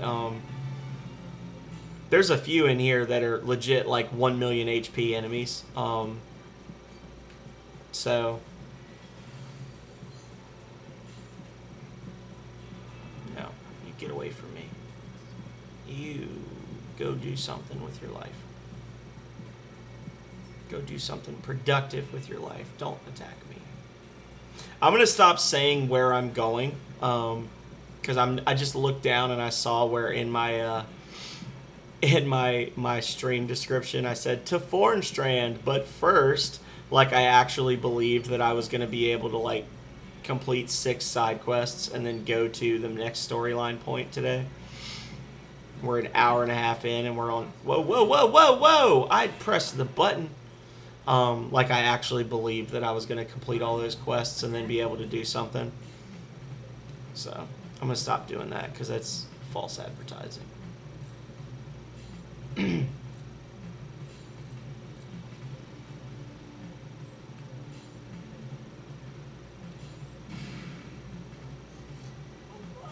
Hello! It's the 6th time he's summoned Cyclops, but he's still amazed by it. Wow! The Owen Wilson. Wow. Wow.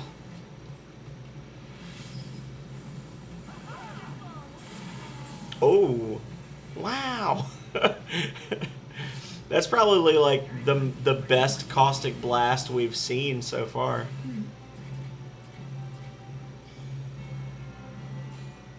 I'm going to have to, once I finish this quest, I'm going to have to sell all these monsters, and I'm literally just going to have to go back to all the towns and see what they're selling now, because I'm going to get so many, like, mercantile points for the number of monsters I'm selling right now that it's kind of disgusting, honestly. 13 Charybdis. Yeah. We're going to make 20k easy off of these.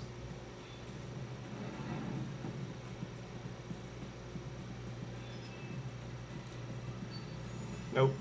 A few. I haven't seen any harvest points in a while. There we go. Aged earring.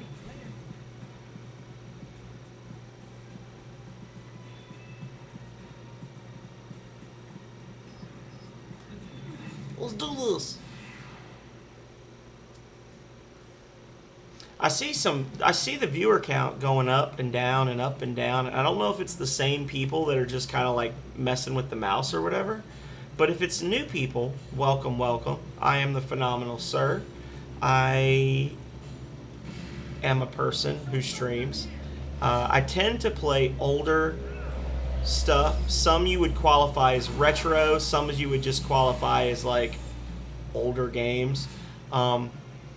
I tend to do a lot of RPGs, a lot of action platformers, things like that. A lot of nostalgia stuff. I actually have a whole segment that I do on Saturday mornings called Saturday Morning Cartoons, where it's literally stuff from my childhood, your childhood, our collective childhood, where it's all low stress, you know, low challenge, just fun, solid gameplay games.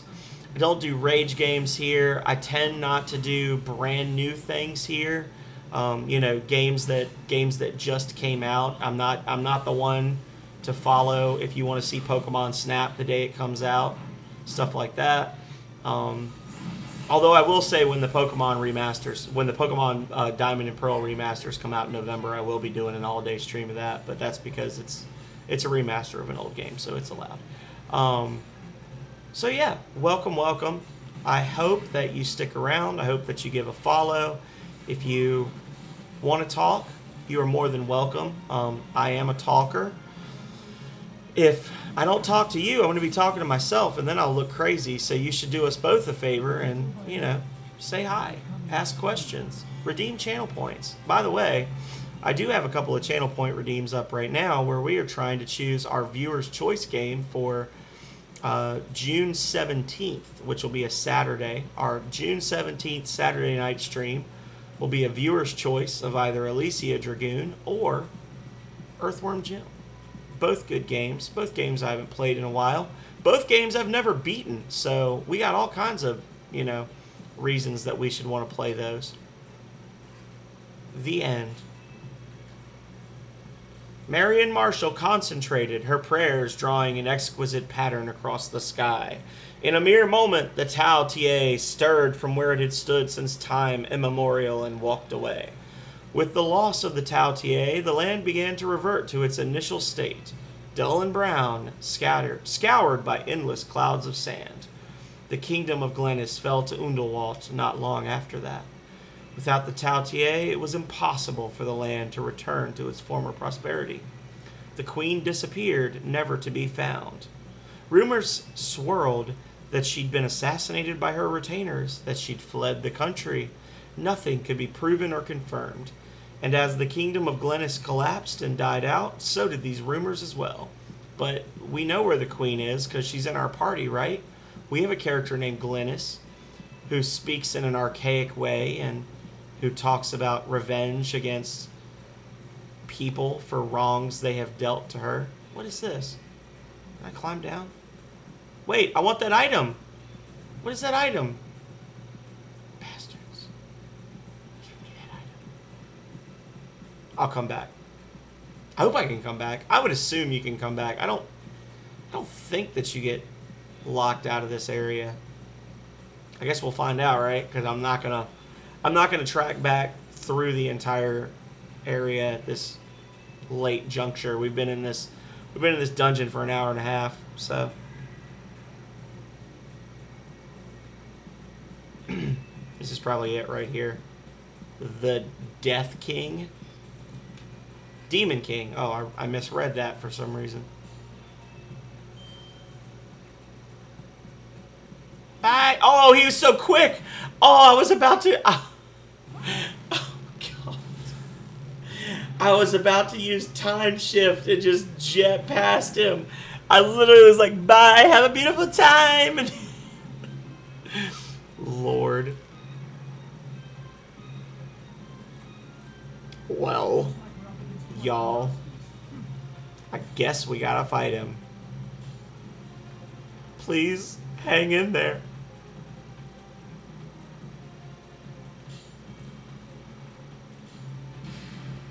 He's gonna chase after him before I get a chance to deadlock him. That was ugly. He literally just jumped down my neck. Oh my god. Oh, he's got so much hit points. I don't want to fight the Demon Kings. How are there two kings? Is this Rome? Oh, well, that one's not very strong enough. He straight up switched from Art Sap to Twister because I weakened him too much. He's like, oh, this guy's actually for real. I better use a real attack on him. What a douche nozzle.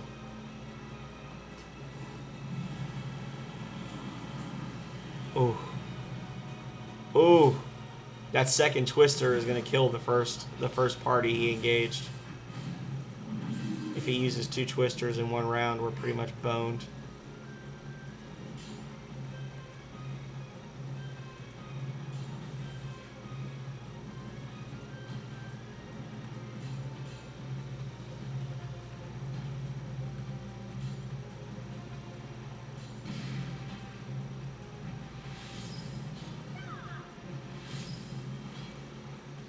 Don't think this is going to kill him. Could be wrong. I'm wrong. Mark it down. Phenomenal Sir was wrong. June 16th, 2021. Thought he wouldn't kill the Demon King with Caustic Blast 4.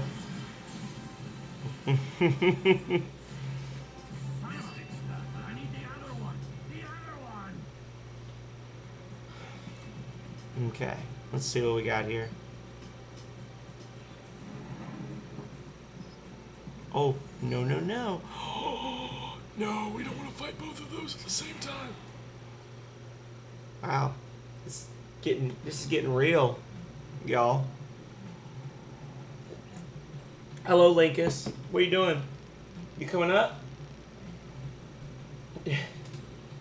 One of my cats just walked in and flopped over a good 6 feet away from me, and he's looking at me and meowing like, "Hey, you want to pet me, right?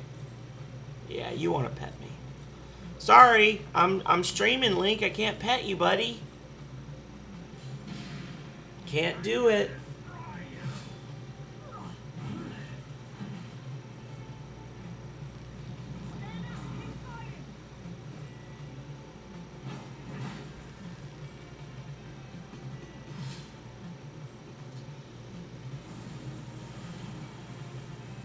Oh, that was unproductive.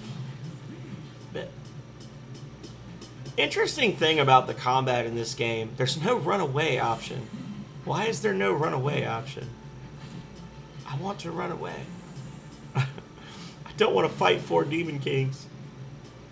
As over-leveled as I am, I beat every quest in the first disc on my first playthrough. I don't want to fight the Demon Kings. But I can't run away. Look at this. Oh my god. So much HP. So much.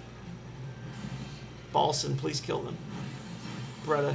Bretta, I need you. Oh, Bretta. Balson let me down.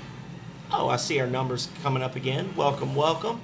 Hello, everybody. We're just working through one of the quests from the beginning of Disc 2. I can't remember exactly what it's called. It's either the Desert Legend or something like that. It's something to do with the desert. It's the Glennis Kingdom of Glennis history lesson quest, and we are getting spanked by a bunch of Demon Kings. So I am the phenomenal sir, and I am here for your amusement, questions, comments, conversation, whatever you are here for. Otherwise, feel free to lurk and watch as I get, reamed out by a bunch of monsters from a game that's 10 years old. I've beaten the game 3 times and I still can't make it look easy.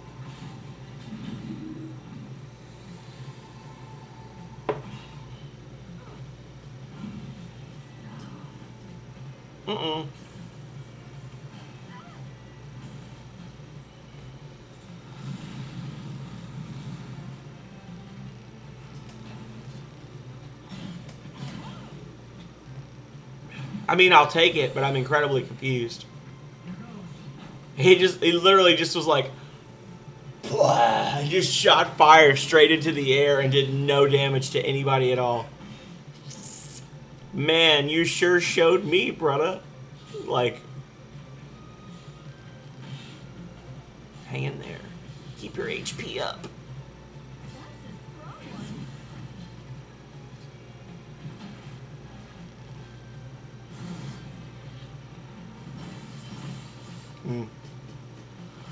He's not going to be so nice this time.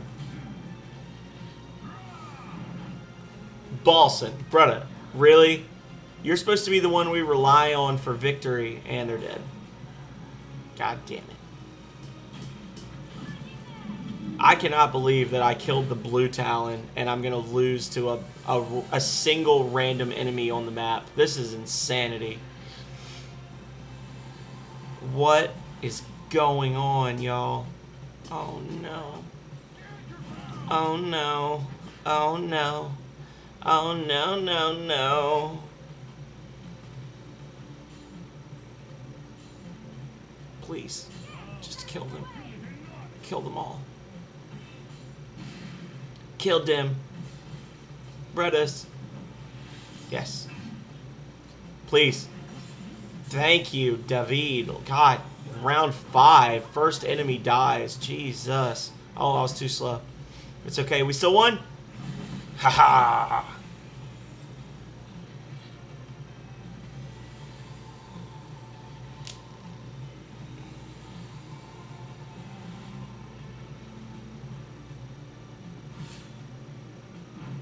Oh no, I was too slow. Oh god, I was cracking my knuckles. You better hit harder than that. Immediately does a third of my life in one hit. Talk shit. Gets dunked on.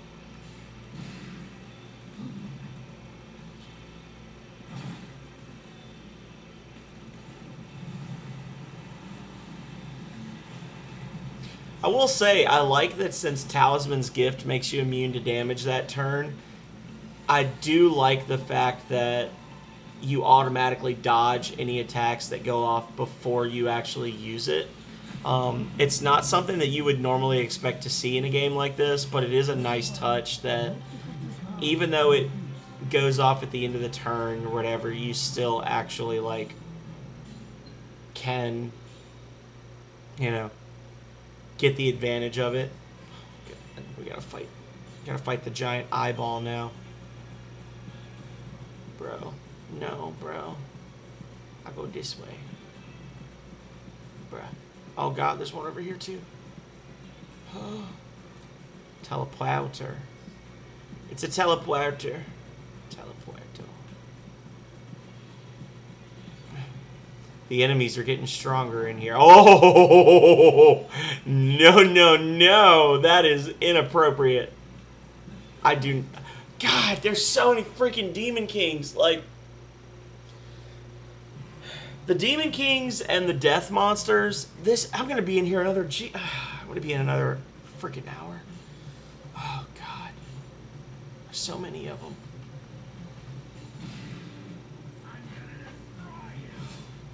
Like, I mean, they're tough enemies, but more importantly, there's so many of them. I'm going to be here forever fighting these assholes.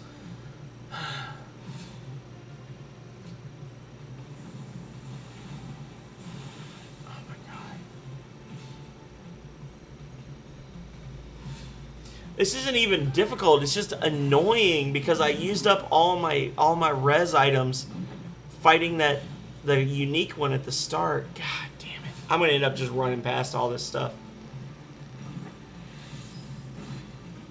Hang on. While they get clapped, I'm going to check something real quick.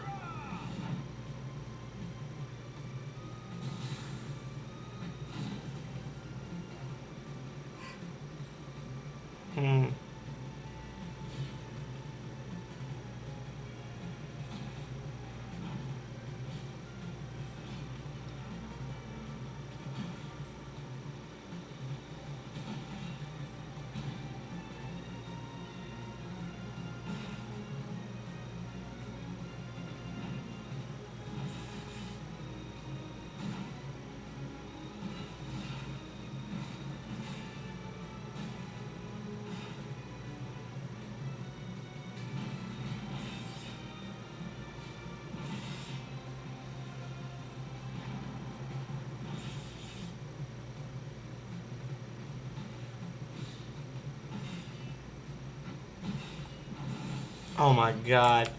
11 areas? There's 11 areas in this map, guys.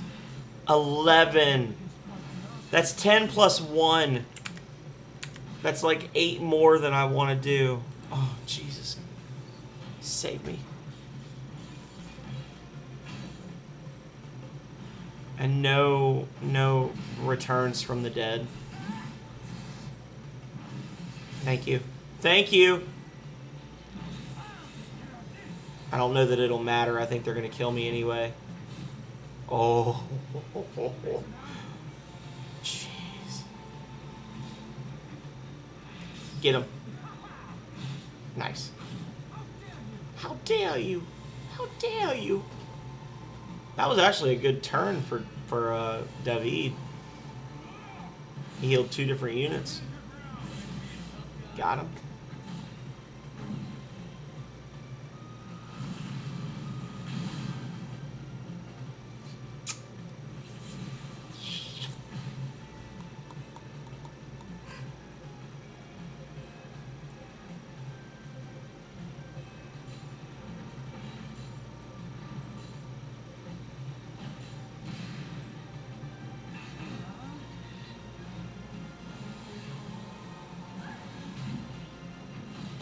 The freaking health bar doesn't even move when you hit him. Boof. Don't die on anything. Everybody's healing everybody. Oh, lordy, lordy, lordy.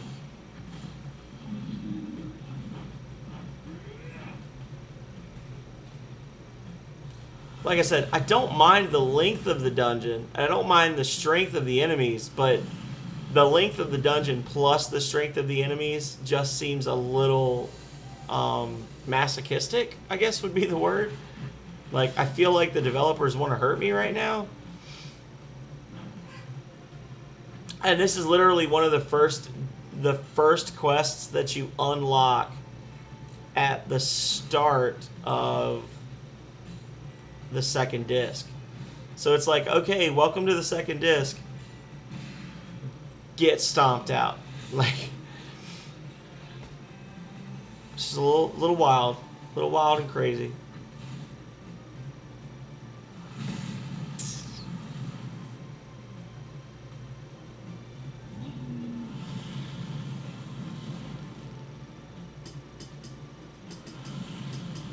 I mean, the only saving grace is that for whatever reason, Flame Breath seems to not work most of the time. They just kind of like spam it off into empty space.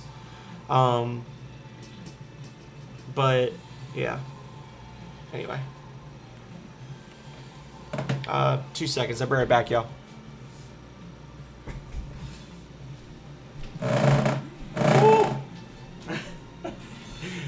It's a bit much.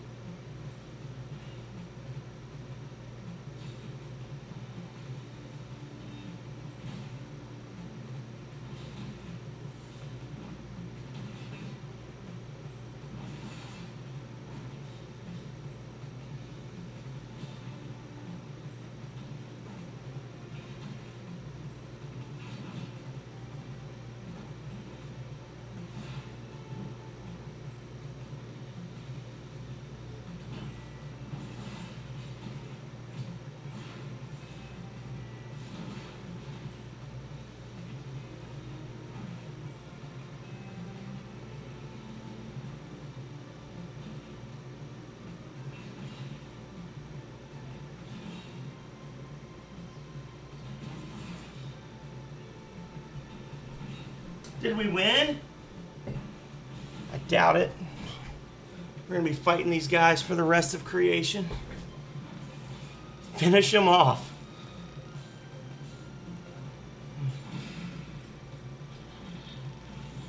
Please finish them off. Just remember, there's like 4 more enemies that are equally as strong that I ran past, and I now have to go past again because I'm in a dead end.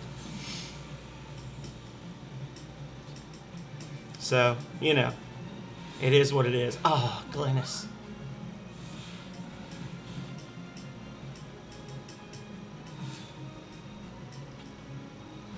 Coming up on the 2-hour mark in 10, 9, 8, 7, 6, 5, 4, 3, 2, 1. We've been streaming for 2 hours and we're still on the first quest, y'all. Yay us. I can pretty much guarantee, being the person who's in charge of this whole debacle, that this is going to be the only quest we do today. I do have like actual responsible adult shit to do other than just play this.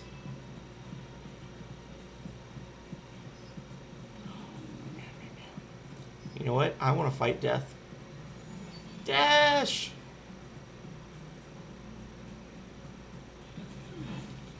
There's actually a couple of really good treasures in here as well, and I don't know if this area is missable. Oh, that's just one? I say that, then I'm gonna get stomped.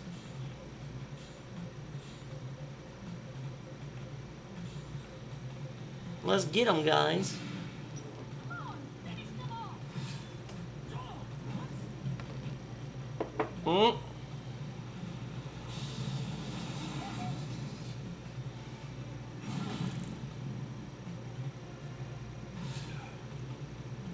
So he's got, what, 50,000 hit points? Something like that?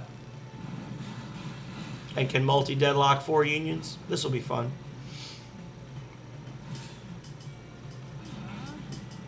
As long as I don't have to fight 3 of them, right? Like I did with the Demon Kings.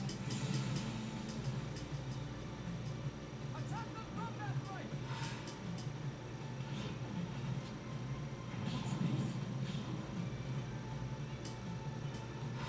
Come on, let's get that crit, Balson. You know you want it. You know you want to just end this in round 1 with a 27,000 HP crit. Aww.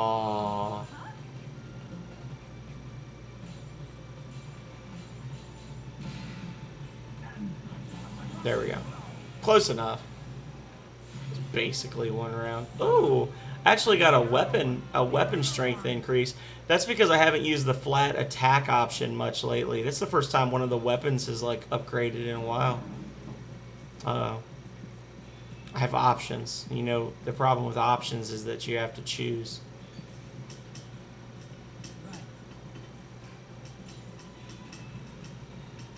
Hey Link, what you doing, buddy? You coming over here? Come here. You come here, you can be famous. He doesn't want to be famous. Oh, yeah, that's the stuff. Any of you who have not been in my streams before, I am frequently visited by one or more of our cats while I'm streaming. So, betrayal. Queen Flamello was betrayed by the same lord she so loved. Undelwalt abandoned the queen, instead chasing after the low-born Marion Marshall. From then on, he styled himself the God Emperor and began conquering the world with his newfound control over remnants. The people of Glennis were devastated, and devastation turned quickly into resentment and hostility. Against the queen's objections, her subjects began creating plans to overthrow the God Emperor. Once this became known to the God Emperor, he dispatched a punitive force against the kingdom, aiming to quell the rebellion. Link, come here. Hey, come here. I want to show you to people. Come here. Come on. A little closer. I can't reach you yet. Come here. Cat. Damn it. He knows what he's doing. He's a bad cat.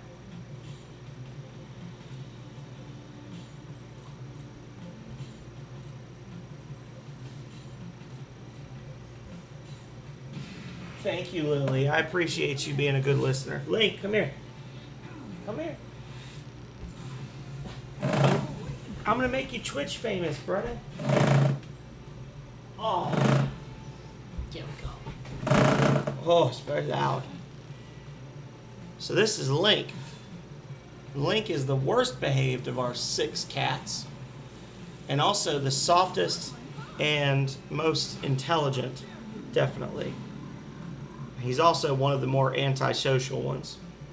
Not a big fan of being held. He likes you to pet him, but he doesn't like for you to pick him up. But he knows that I run the show, so he's going to put up with it for a minute.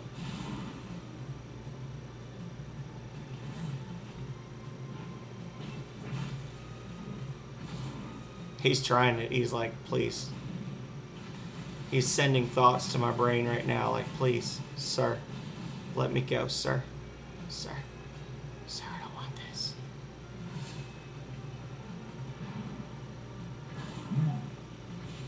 Oh, you came in here trying to be cute.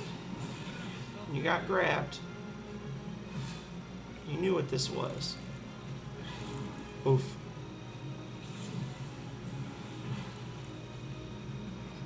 Alright. Alright, buddy. You're back cat. Say goodbye. You ready to go? Quit pestering me? Maybe. He immediately flops over. Hey, pet me more. Pet me more off stream, y'all. Anyway. Weren't we here to play games? Yeah, we were.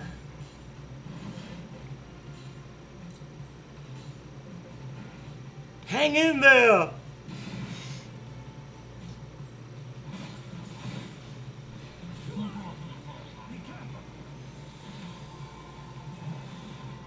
Plunk. I will say, I am glad that I saved before I came in here on a separate file because I do not remember this quest being this long. Jesus. This is madness. He might just straight out kill our unit here. Our union here, sorry.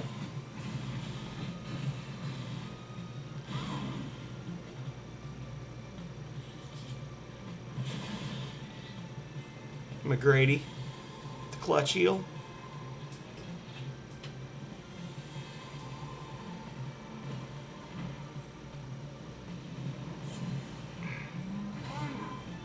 Oh, they're dead.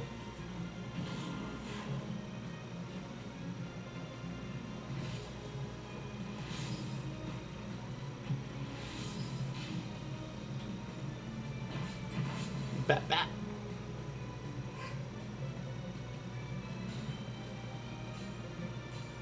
Everybody's getting, keep your HP up, keep your HP up, keep your HP up. I really wish Balson wasn't the fastest person in the party. I need a really robust healer that's faster than Balson. Because Balson always wastes his turn healing when he needs to be doing, like, death as his average damage. I kind of didn't want them to get... I wanted to let Roberto use Dragon's Tail because I want them to be able to upgrade their stuff.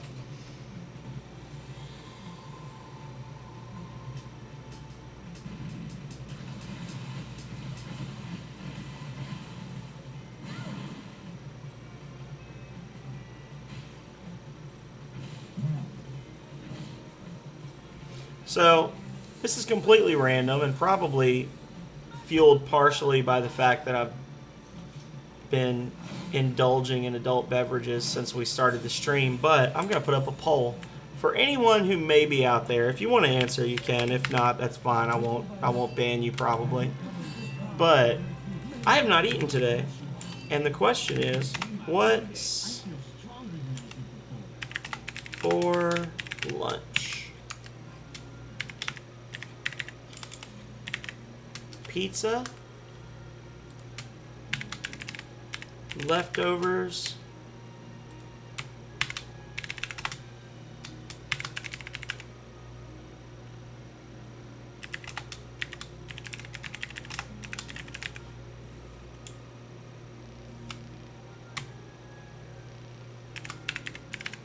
or crappy American ramen. I'm gonna start that poll and just throw it up there. See if anybody wants to chime in and let me know what it is exactly that I'm having for lunch today, because I have not eaten. Rotting Colossus armor? Cool. Cool. Cool.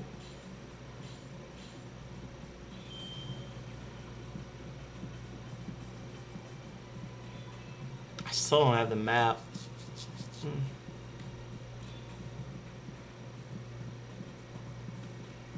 Just swoop straight past that guy. Fuck you. So that's the transporter out, which tells me that I'm probably close to the actual, like, real exit. To the end. Capital T, capital E.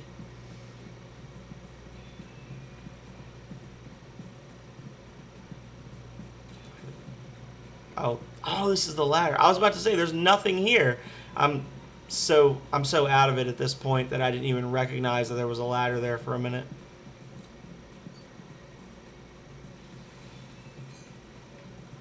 We did it. Okay, so it's over here.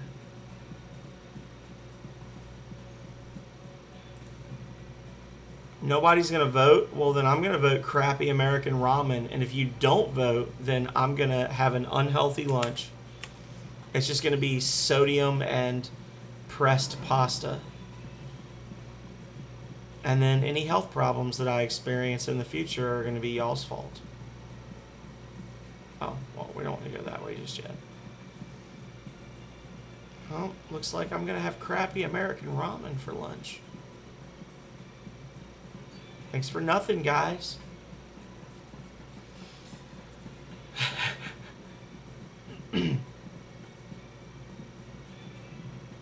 Oh, I missed that. I'm so glad I came back.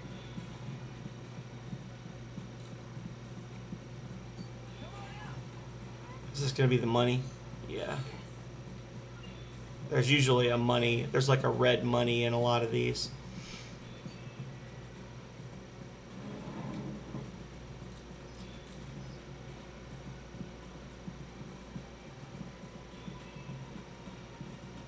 Bye. Oh my god, there's so many of them in here. Who locked you all in here? Why are you here? What were you doing?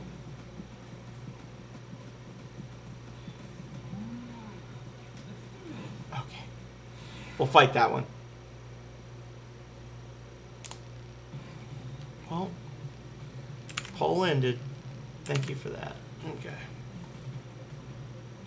It's still telling me poll ended, poll ended, poll ended.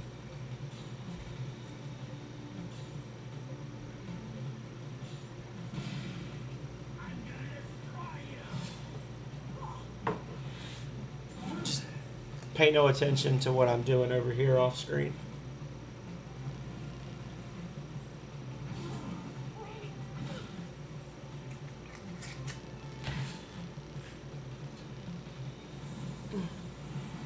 Don't look at me. Oh, too slow. Oh, I see some dead people. I wasn't looking. Did I lose a union, or did I just lose one character to a really strong hit? Get him, get him. Fuck him up. Yes. You're dead. I disagree.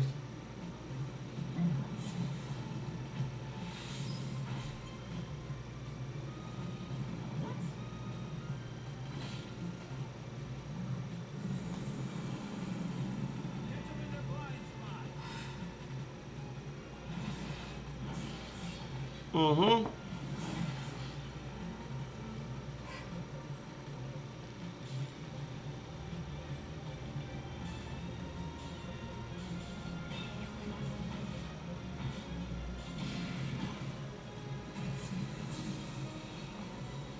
Got a capture. And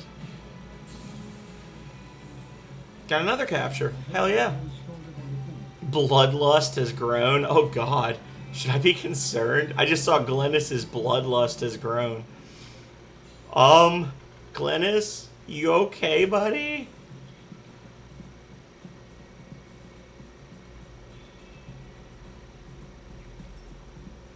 If I go down here, it's gonna respawn everything.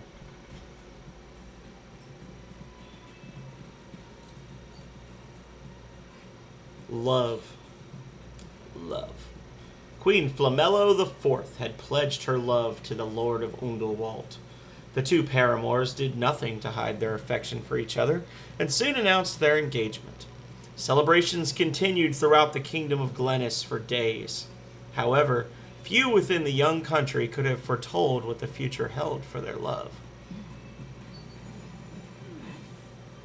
Yeah, that the Lord of Undelwalt would marry Kate Middleton. I mean, a commoner with magical powers, and then spurn the royalty to whom he had sworn himself.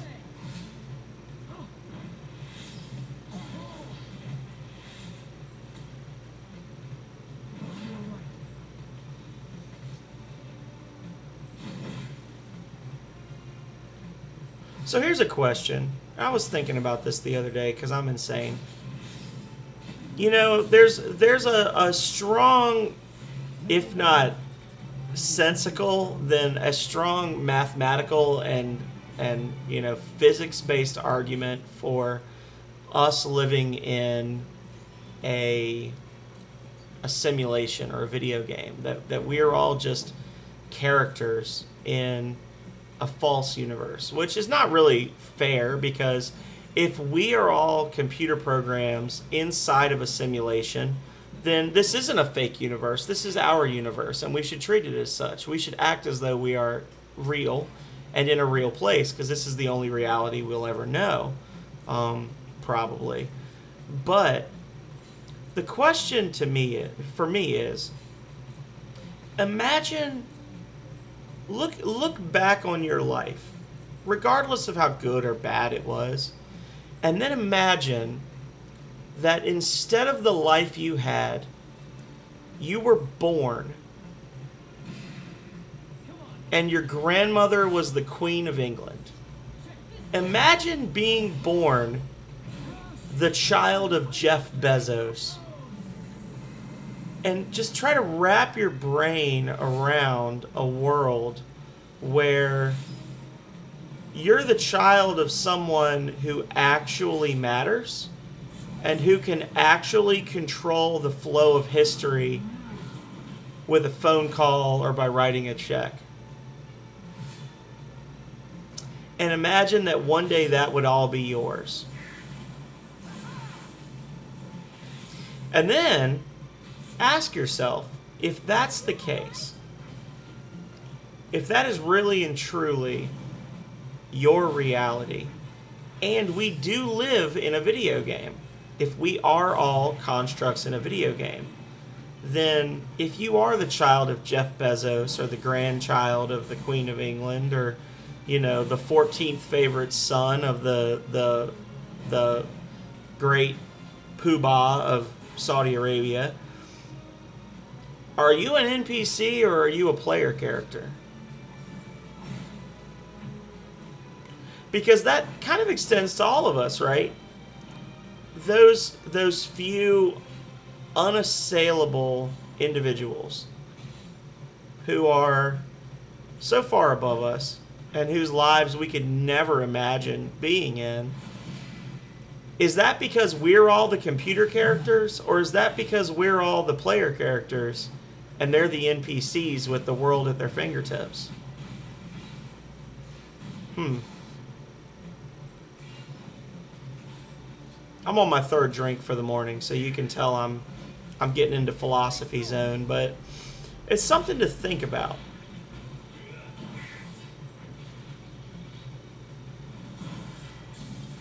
Certainly.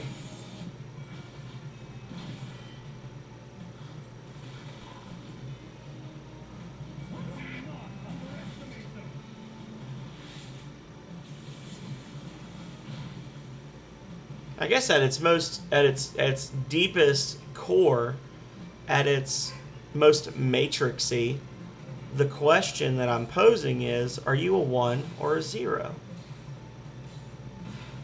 And how do you know that? Well, that's unfortunate.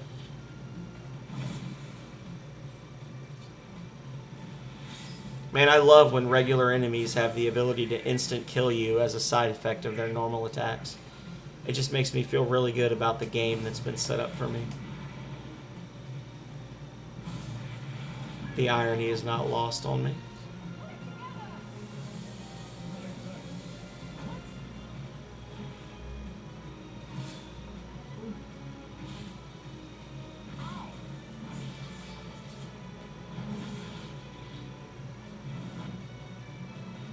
Balson, you disappoint me.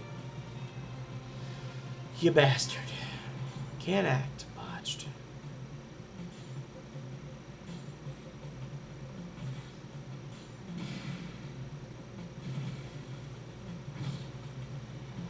Man, Faye is putting up a good fight, honestly. Faye needs a promotion.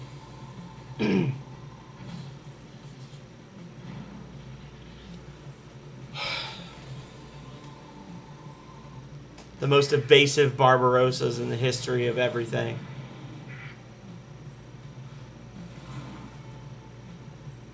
The poison's doing more damage than I am. Oh, wrong button.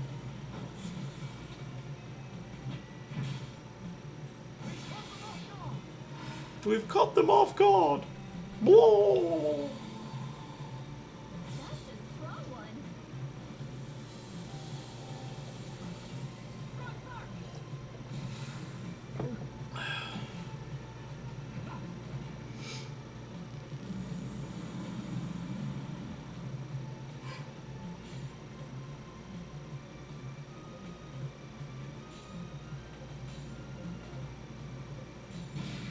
Alright, let's get some kills now, y'all.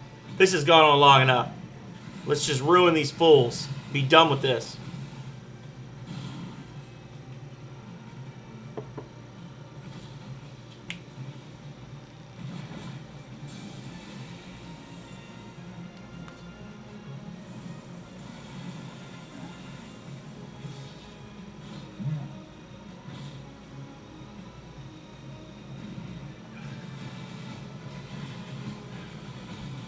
Hey, welcome viewers. I see a couple people just jumped in. We are just on hour 2 of the Desert Legend quest from Last Remnant's Disc 2. Oh, they left again. Well, then I guess I'll just be quiet. Sad face. I was gonna say give a follow and like and subscribe on my YouTube page if you like what you see, but obviously they didn't.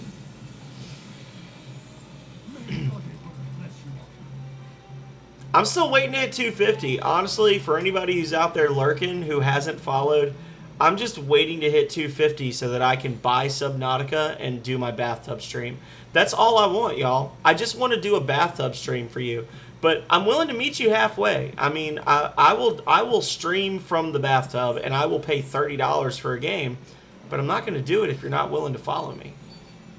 You got to give a follow if you want me to stream in a bathtub. That's just, I think that's a fair trade. If you want me to stream in the bathtub, you have to follow me. I need 250 follows to do it. Otherwise, I just can't. I can't justify tying up the tub for that long. Just can't do it.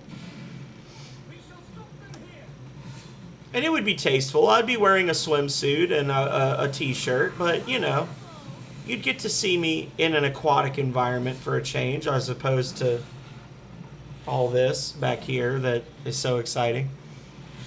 The problem, honestly, I'm not thrilled. I was actually talking to my moderator, Cal Rhea, about this last night. I'm really not thrilled with my setup, and there's really no good way to set it up because I have the second largest bedroom in our house as my streaming area, and I don't have the money to set it up nicely as just a streaming area / office. And if it's a combination bedroom / work area, there's no good way to set it up where I can show off all my cool shit in the background and it not look weird. Like right now, you're getting like part of a window and an empty space where a bed should be and all this other. It's, you know, that's a first world problem, right? Like first world problems to the max. I don't have a good way to set up my second spare bedroom in my house so that it would be a nice streaming area. Like, oh man, the struggles that I face in life, right? How do I get up in the morning? Like, I feel like a turd even bringing it up, but it really and truly is an issue for me. Like, it eats away at me because we have another bed that we haven't unpacked, but it's literally 3 inches too wide to go in the space behind me. And if I move the bookshelf that's over here, then there's nothing to put like a clock or whatever on. So you've still got, oh, a poison to death. You've still got some weirdness. And there's no good way to set the room up for what we want to use it for. And I also still work from home several days a week, so I can't get too crazy because I do occasionally have to do like online meetings and things, and I don't want people seeing like 20 video game posters in the background. So definitely a first world problem, but one that is very real. The key obviously would be to be so prolific as a streamer that I can just quit my normal job, and then I could tell my girlfriend slash moderator, look, Calrea, I understand that you want to have 2 bedrooms so your parents and your brother have a bed when they come over for Christmas, but I'm making $60,000 a year doing this, so you just gotta deal with it. This is how we put food on the table, but that's not probably ever going to happen. So I just have to deal with the empty space behind me, unfortunately. I've looked at a couple. Honestly, I used to have, with my old desk, I had it set up over here, and I've actually thought about setting, like, it's going to suck. It'll take me about 30 minutes to move everything, but I've actually thought about just putting my new desk back where the old desk was and just setting it up the way it was before, but I don't know. Superlative fur. Dice 'em up. So. I have the map for the other floor, but not this floor. God, I hate that shit. I've gained 5 battle ranks. Okay, so does it say how many hours of gameplay we have? It doesn't. We've got at least 20 hours of gameplay in the game, and in 2.5 hours, I've gone up 5 battle ranks. Prior to that, I had only earned 56 battle ranks in my entire playthrough. This dungeon is insane. Actually crazy. Next enemy we see, we're going to have to attack them so we don't get murked by rock graders. I honestly have no idea where I even am anymore. I'm just wandering around. Like, we are actually really and truly lost. What are you looking at?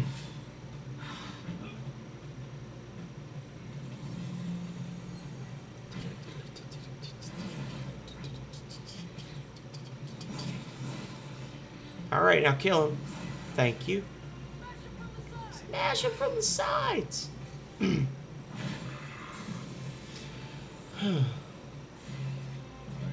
have more powers waiting to be released. Cool.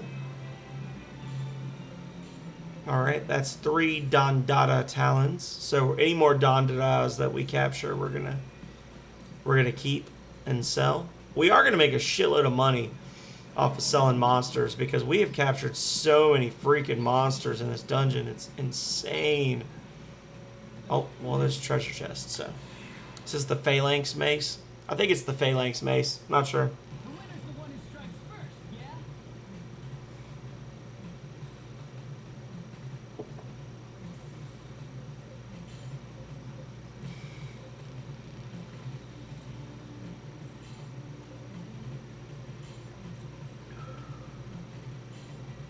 So we've got 16 rock graders attacking us. 16. Good thing we've got the Cyclops. That'll handle 2. It's like that old Richard Pryor bit, right?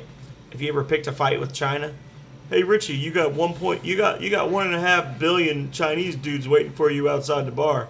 I can help you with about 2 of them.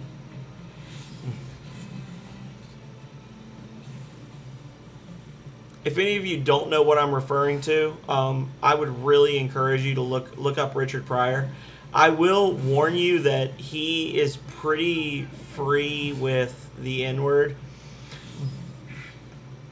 but he's not doing it in a hateful way. He's just doing it in a way that kind of like acknowledges that that's a word that got slung around a lot when he was prolific as a comedian.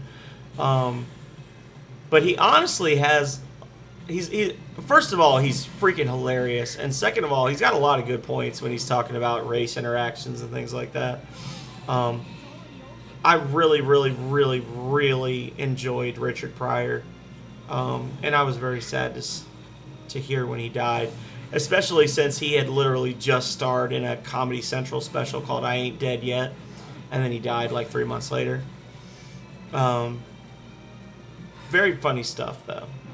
If you are easily offended by the use and or pointing out slash observance of racial inequities in the 20th century U.S., you should probably not watch him. But other than that, I mean, it's all coming from a place of comedy, which it's not really funny, but he found humor in it, and I think you should check him out. Well, Loki's dead. Oh no, he's not. Loki's alive. He somehow took no damage from that attack that normally does 900 damage. I would like to know how he managed to just tank that, but really, I'd more just like to survive this fight. Get him, Cyclops. Fuck him up. Arm whip. Oh, I messed up. I wasn't ready. I didn't even know I could get counterattacks. Oh. Get him. Well, he's going to at least tie them up. So even if he doesn't kill them before I get around to them, they at least won't be able to, like, double team another Union. Please get a kill. Please get a kill. Thank you. Hope you're ready to die. Are you talking to me or are you talking to your friends? Well, you're talking to your friends. Okay. This is getting tense, y'all. This random encounter against two enemies on the map that literally spawn next to each other is getting real. Get him. Get him. And critical hit. Instant death. There we go.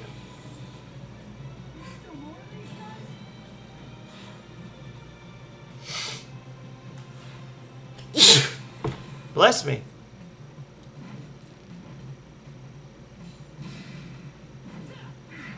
Oh, get him. Heal up. Man, I sure do wish I still had some items for heals right now. Well, I think we'll survive. I am still in the same freaking dungeon, Kid Varg. Welcome back. An hour later. I am still on the same quest that I started on. And I have no clue how close I am to the end.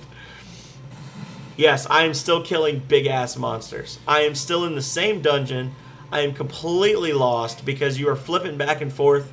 I don't know if you were here. I finally looked. I, checked and saw that there are 11 separate maps for this dungeon. 11.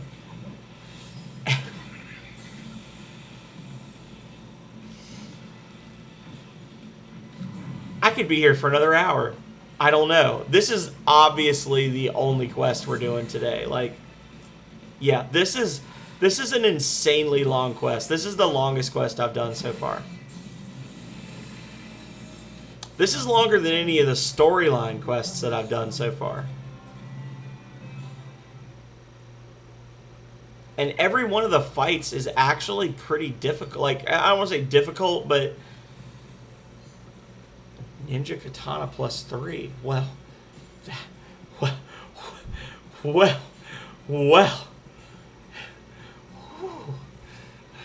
Last Remnant. Now you're speaking my language. Hang on a second. Oh look, I have Ninja Katanas +1. Let's just go. There we go. Thank you, thank you.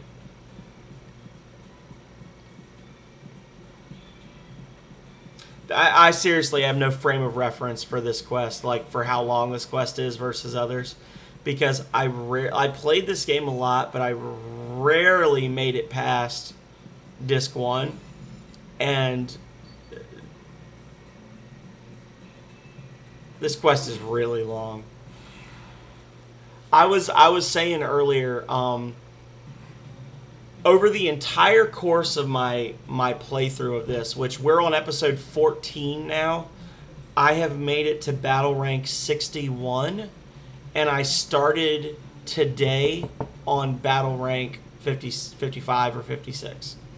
So I've gained 10% of all my overall levels have been today in this quest now.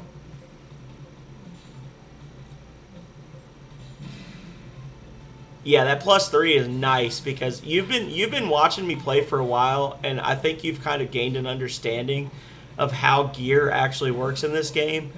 And the way you level up regular gear is you literally just press the normal attack, no skills option and hope.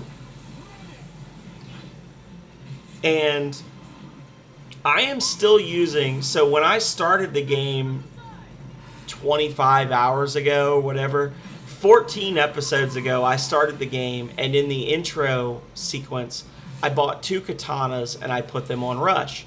And over the course of 14 or 13 episodes of this, each one being between 2 and 4 hours long, I have gained exactly 1 point of strength on each of the katanas.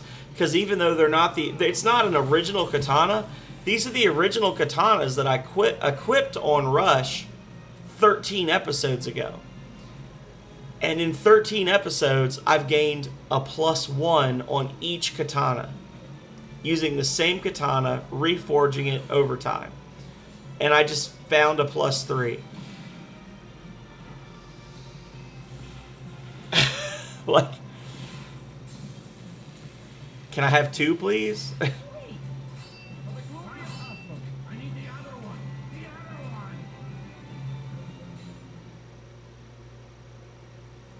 one. The Tear of Doubt. I've been living on the Tear of Doubt for an hour and a half now. I thought I was going to do a 2-hour stream and then go cut the grass, honestly. Oh, well, I fucked up. Might as well tag them all and piss them all off.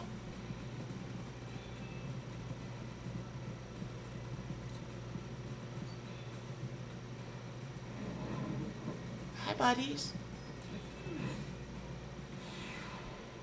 Buddies. So, some decently easy enemies for a change.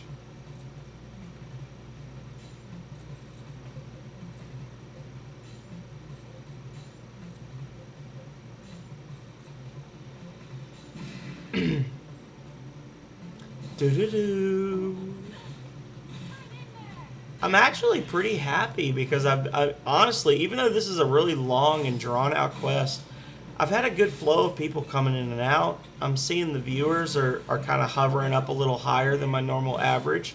And I'm really happy to see all of you here, even if you're not talking. I mean, obviously, if you haven't picked it up yet from watching me, I do like to talk. If you want to talk, we can talk. We don't have to talk about the game.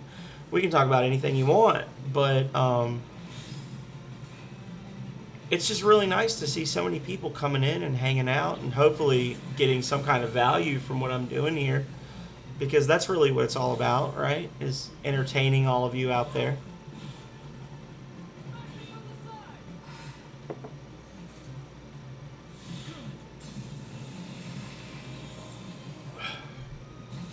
Although I will say, Kid Varg, you deserve a definite shout out, and I don't have OBS, so I can't do the exclamation SO. But anybody who's in the chat right now or who is watching this in the future, you need to look up Kid Varg. You need to look up Kid Varg and you need to follow him. He is basically on an opposite schedule from me, so you don't have to worry about disloyalty, right? You don't have to be like, oh, I don't want to have to choose. Kid Varg streams. He is 12 hours separated from me. He streams pretty frequently. He streams a good mix of games, and he is honestly probably the most chill streamer I have watched on here.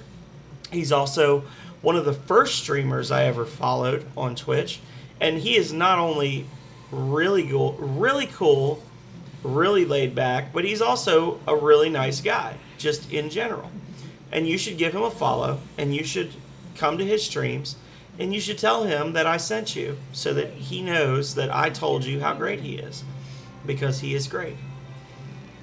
So you should look him up. You should give him a follow because he rocks. He is, and I've said this before, and I'm not trying to make you blush, Kid Varg, but honestly, I had never really done much of anything on Twitch before I started streaming. And then when I started streaming, I started following people and finding people that were streaming. I started following people, and Kid Varg was the first, actually, really and truly, the first streamer that I ever found. Well, I think he was either the first or the second, because I don't want to put out blackout shade, but he was either the first or the second streamer that I ever actually started watching and like interacting with on a regular basis. And I tend to be very verbose, whether I'm streaming or whether I'm watching you stream. I talk a lot, and he was totally chill with it. He was like, "Hey, welcome, welcome." You know, he makes you feel welcome. He is ready to interact with his viewers. He interacts with other streamers. You should definitely check him out. He is far better than I am. So if you like me, you'll love him. All praise to Queen Flamello IV, gracious and all-knowing ruler of the glorious kingdom of Glennis.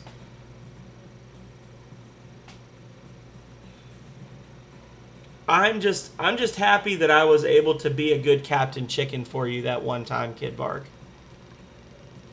So this is literally just like, yo, we're going to tell you our story. Cool story, bro. Thanks.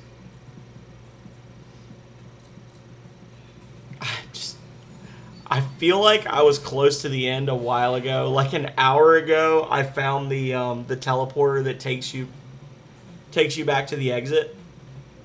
And generally, when you see that, it's because you're almost to the end of the quest, and it's giving you the option to like fall back and get items and stuff if you need to like re-up your inventory.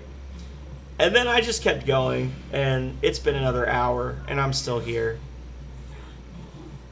Wilson, what are we gonna do now? I guess it would be Kid Varg, right? Kid Varg, what are we gonna do now? Kid Varg. No, honestly, this is... I'm not hating it. It's a good level of challenge.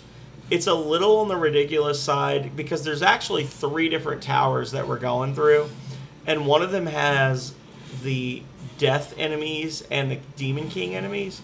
The other 2 aren't too bad, but we're jumping back and forth between the 3 towers. And other than that one tower, it's more just like, holy shit, are we actually still going? Am I just going in loops? What is this, real life? Like, I'm not hating it. It's a chill experience just to be able to talk to myself.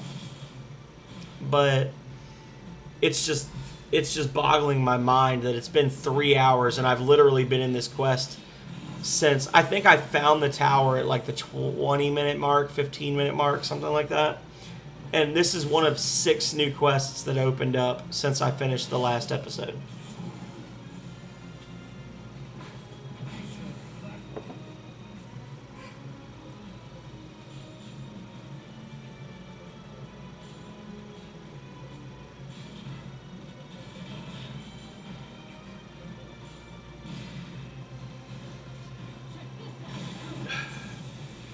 Honestly, there are several dungeons in this game that are that dungeon.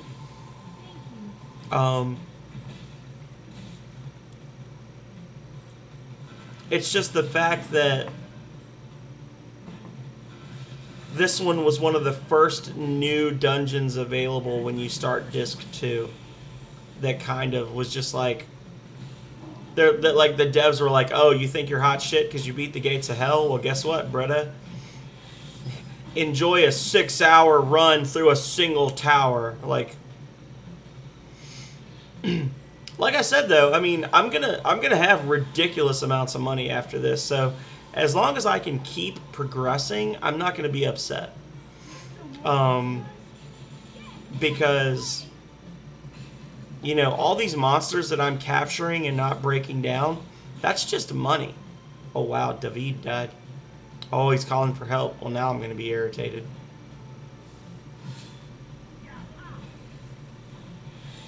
Wrong button.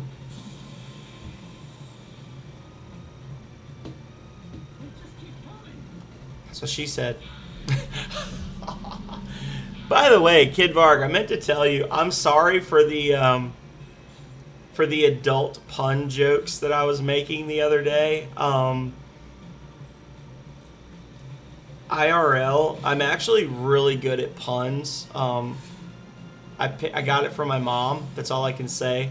Is I can't normally pass up a good pun, and I tend not to do it because I know it's a little lowbrow for a stream. But the minute the one person was like, they made the like, oh, they're coming joke, and then you said something about like, oh, that started the floodgates. I hope that didn't aggravate you, because I didn't intend for it to aggravate you, but just know that I've always got those jokes. I'm just not bringing them up. And I felt bad afterwards. I actually was telling my mod, like, I hope Kid Varg wasn't pissed off that I kept being like, that's what she said. That's what she said.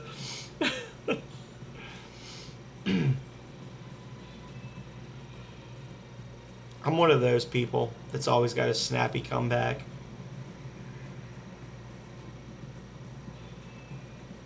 I would love playing Jackbox. In all seriousness, I really wanted to play Jackbox with you guys. Like, I've played that game before, and I really, really enjoy it. One of the first experiences I ever had with Twitch was I had a person that I used to play online with, whose brother had a Twitch account. I don't think he streams anymore, but he would do Jackbox like every Friday night, and me and Calrea and several other people, Mommy Dami, pretty much everybody that you've seen my old Crossing the Streams with, we used to all play with him on Jackbox, and I enjoy it. But really and truly, we were like an hour late doing what we were supposed to do because I was so engaged with what you had going on, and it put me behind. Like, I'm not saying that to hate on you. I'm just letting you know, like, I really like the Jackbox stuff. Literally every Jackbox fill in the blank that was coming up, I was making jokes to Calrea, and she was just like, oh my god, oh my god, oh my god, you really need to stream with them. 5:30 p.m. your time is 5:30 a.m. my time. And I worked for 9.5 hours tomorrow. So, probably won't be able to make that one. I would love to, though. Like, it's just a matter of fixing our schedules out. And you know from watching me do Grounded and stuff like that, that honestly, I really, really, really like doing group streams.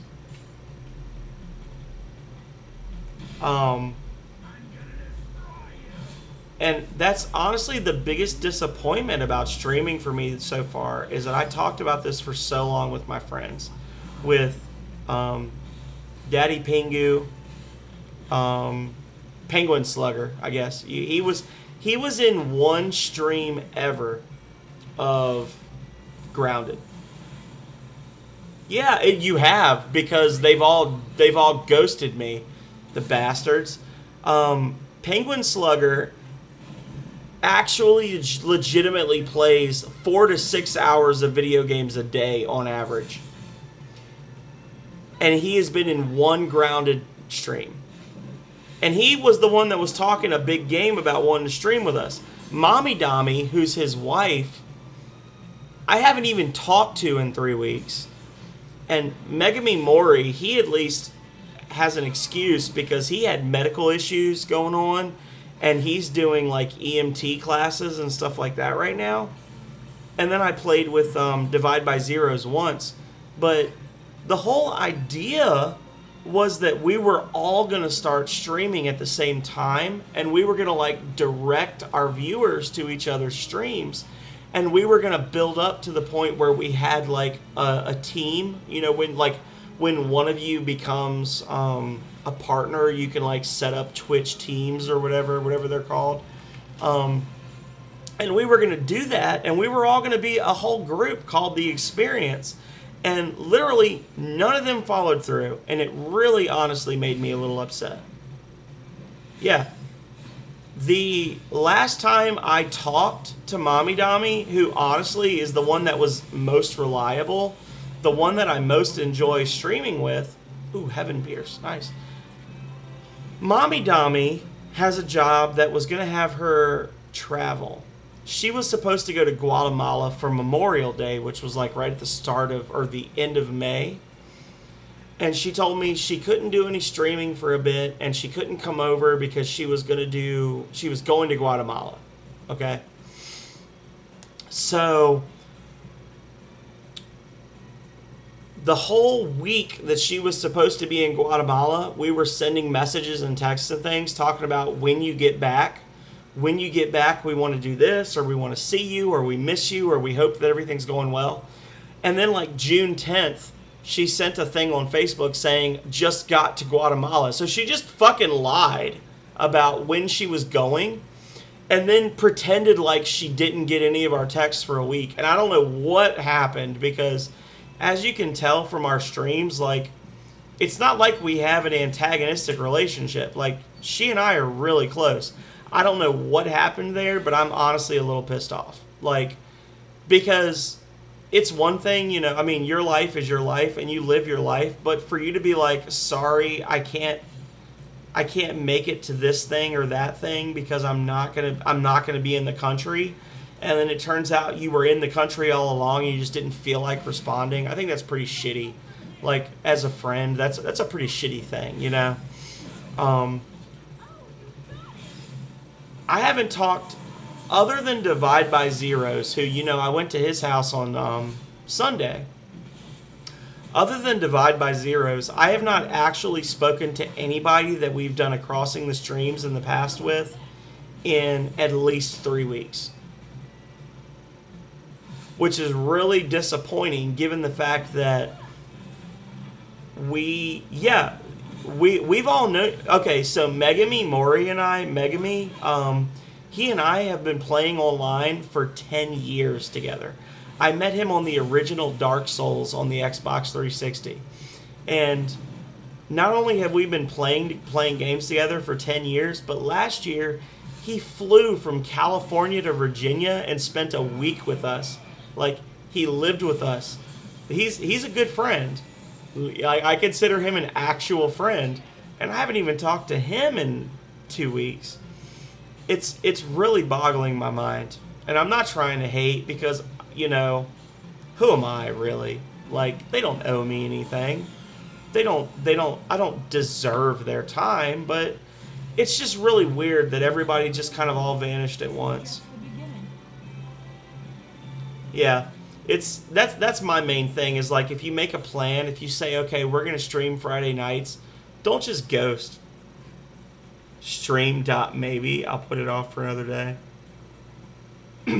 Yeah. That was the whole reason. Like, every Friday was supposed to be all of us playing together.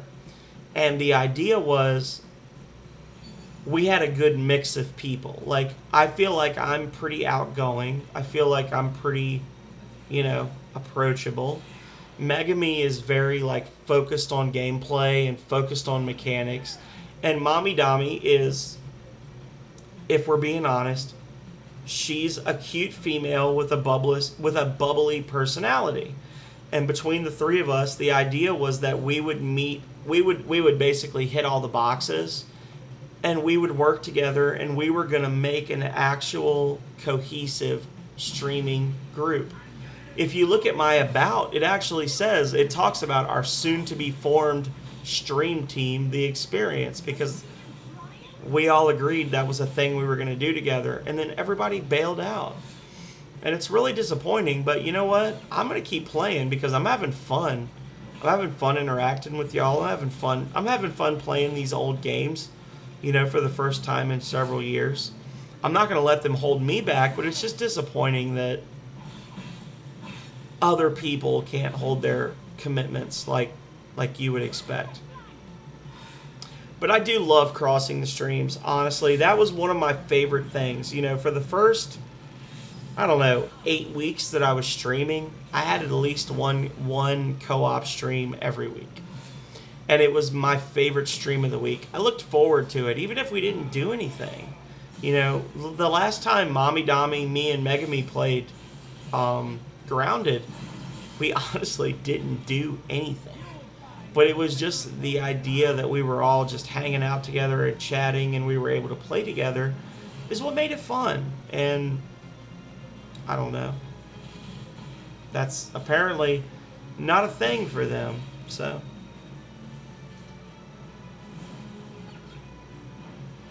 I've honestly thought about just getting on Twitter and getting on forums and things and being like, yo, do people want to play games with me? Like, which it sounds kind of sad, or I'm like, will you play video games with me on stream? But like, I really, honestly, I enjoy it. It's not a popularity thing for me. It's not a, oh, I'm going to get so many viewers thing for me. It's like, I honestly really like playing games with other people. When I was a kid, I moved around a lot. I went to 9 primary schools. So in the U.S., primary school for us, elementary school, is kindergarten through 5th grade. So that's age 5 to 11. So in 5-6 years, I went to 9 schools. I didn't have a lot of friends. I moved around a lot. The couple of times that I was actually in one spot for a while and was actually able to like have friends that I could have over to play video games with, I loved that. That made me so happy. I really and truly love playing games with people. And that's the thing that I like the most. It's not so much the streaming, it's the idea that I can actually like play with other people. And I just thought that that would be more of a focal point to my streams, and it's not. So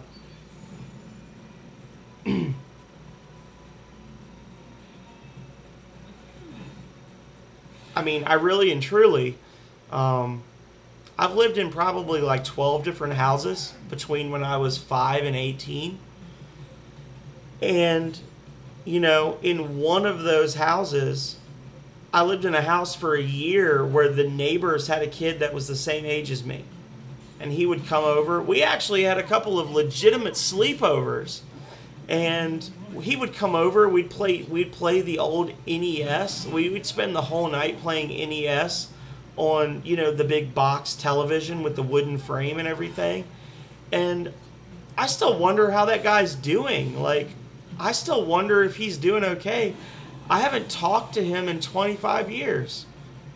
So it's just, it's a little depressing to not be able to do more of that, because that's really and truly where I feel like I kind of come alive in my streams, is when I'm playing with other people, when we're playing stuff like The Forest, which I told you to play The Forest with me. I'll play The Forest with you, and I will be a non-spoiler and just be along with you for the ride. Like, I love that stuff. It's just fun.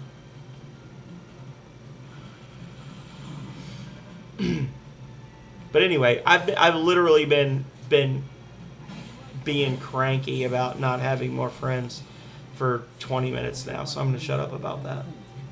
Peerless Double Strike 5. But, long story slightly shorter, Kidvarg, I would love to play Jackbox with you and your friends sometimes. Because I like doing co-op streams.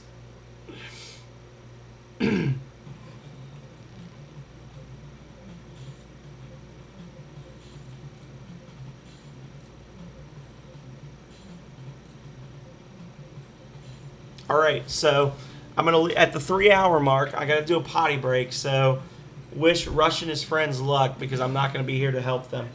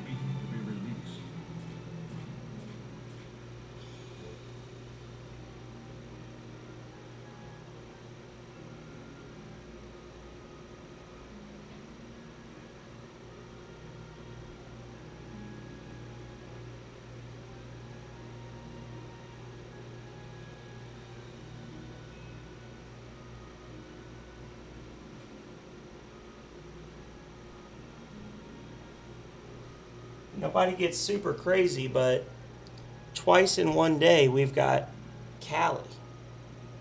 This is the calico I was saying like 2 hours ago I never see. You can see she's not a big fan of like, hey, calm down. I'm putting you down. I'm not going to drop you. There you go. Yeah, she's super pissed off. She just ran straight downstairs. But I had the opportunity, so I figured I'd show her.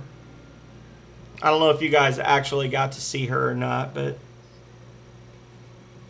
oh my god, literally every one of those fill in the blanks things that you were doing, Kid Varg, I was making jokes off to the side to Calrea. Yeah.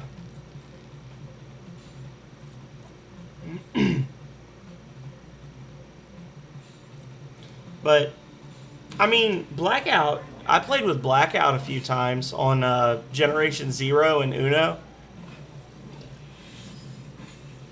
I bought those games on the PS4 just so I could play them with him. I already had them on the PC. So yeah, like I've said before, if there's ever something you want a person to play co-op with you, you just let me know and I will be there.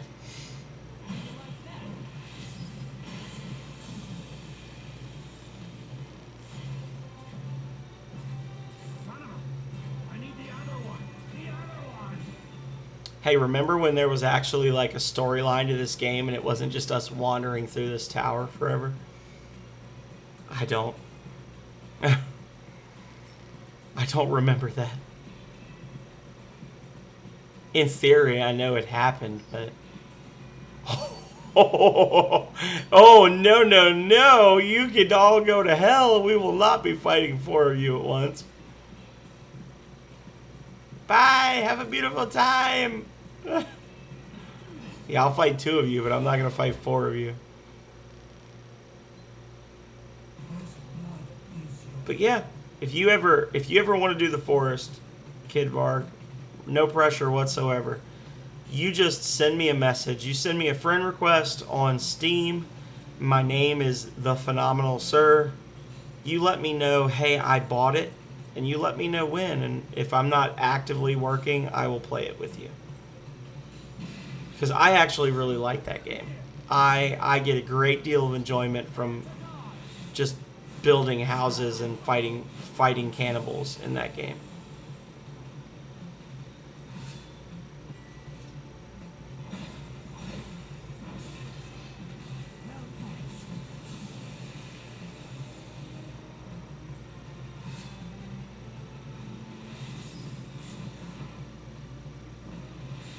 Oh, wrong button.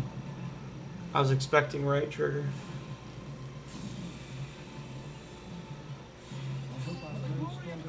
Rejuvenate. Dear God. Free me from this hell which the devs hath constructed.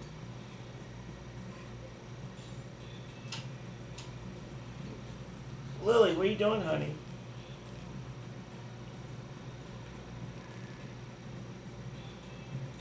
Oof. Yeah, whatever. Fight you. I'll fight you, bro. Fought so many of your friends.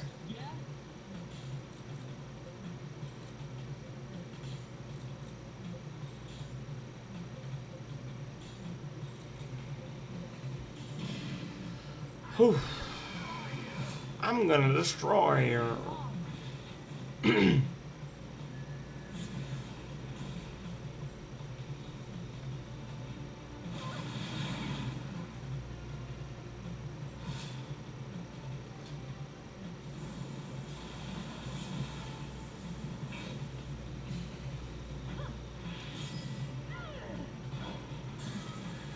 Good kill, Glennis.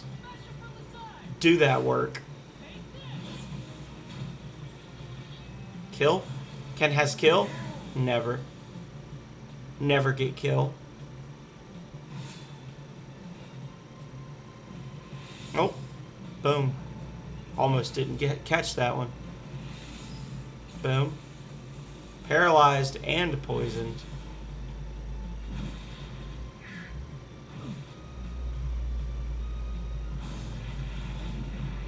Oof.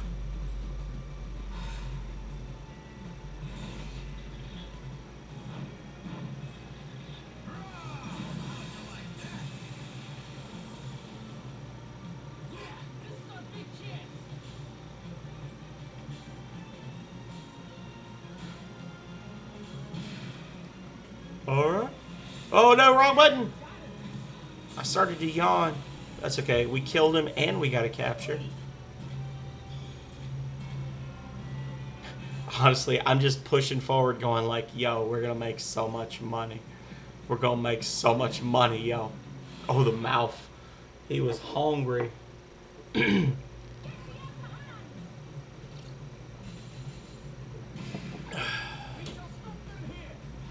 Get some good old American tea. That good stuff that Kid Varg will never have. Because he's a hater. To make that tea, I boiled a huge pot of water, Kid Varg, and once it started to bubble, I took it off the heat and I put 6 tea bags in it, and I let it sit for an hour, and then it was in the fridge for like 2 days before I drank any of it. It's the most foul thing you can probably imagine, and I love it. No sugar, no ice, no nothing, just drinking it chilled out of a thermos. It's so good.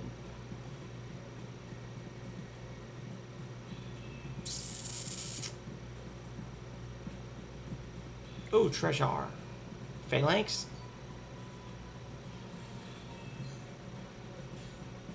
Yep, no microwave. Just a stove and a pot. No kettle. No electric kettle for me.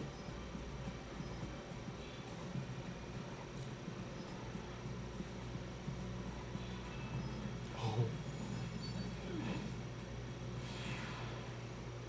Enemies. So many enemies. I feel like I've been here before. But I keep finding treasure. Oh, God.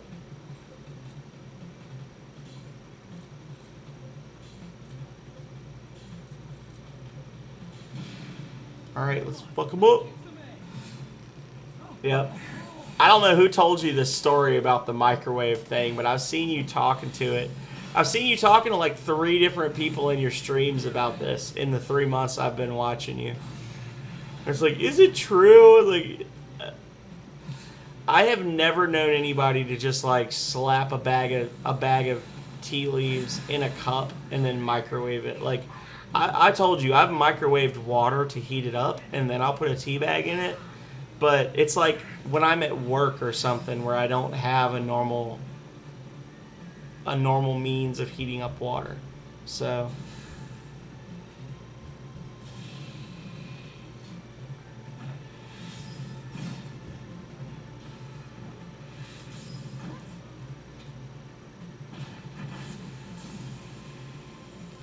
this tower is a malignant entity entrapping you. Also, I have to confirm if the horror is real.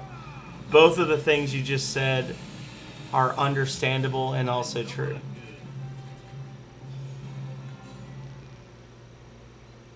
See, they caution you not to overlevel your characters, and then they make you fight in one dungeon for 14 hours. And you gain 20 levels.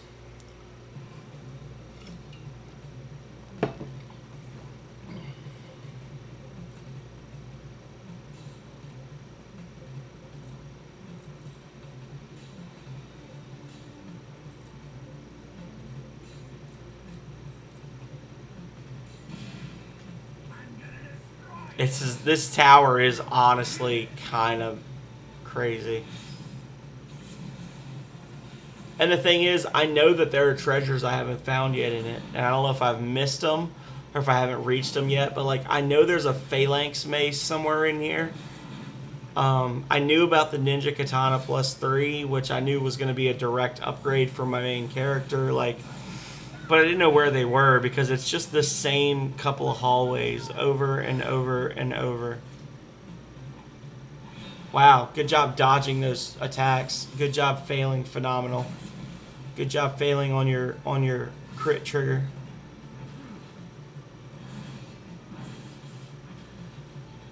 Critical hit.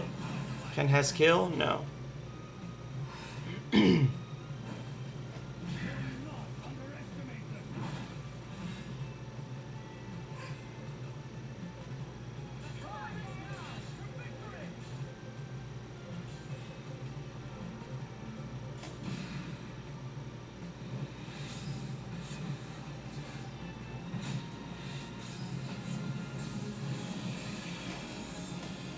Alrighty. And you're dead. Bye, have a beautiful time. I must Nice. support my mother. Oh, take that. That was a rare ingredient from that monster. Alp core. I don't know which cores are quest items and which ones aren't, but I know that they tend to be quest items. So another stare up. Dear God. Whoa, whoa. Go after yourself, Bretta. I don't have time for you. The viewers demand progress.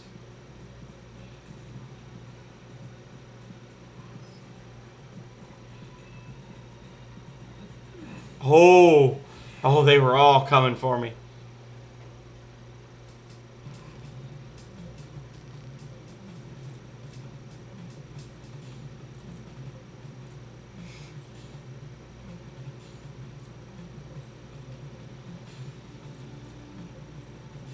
All right, let's see it.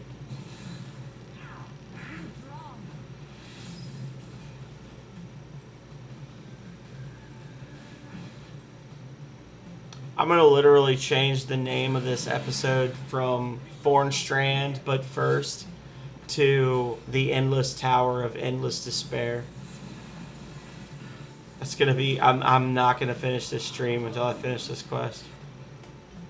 That's just what it's going to be. The Endless Tower of Endless Despair. If you think I'm lying, check it. When this is done, you check my YouTube and see if it doesn't get uploaded as that. Check my YouTube, which is linked here on my Twitch. Be sure to like, subscribe, and comment. Yeah. Dude, you're going to go to sleep, and when you wake up, I'm still going to be in this freaking place. It's 2 in the morning for you. You're just a champion for actually sticking it out. Again, proof that Kid Varg is an MVP that deserves your follows and subscribes.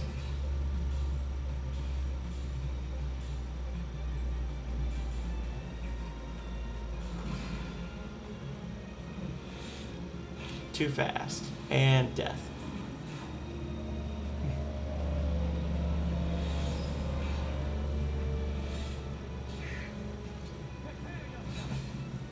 Oof. You know what? I think I'll use my special move too.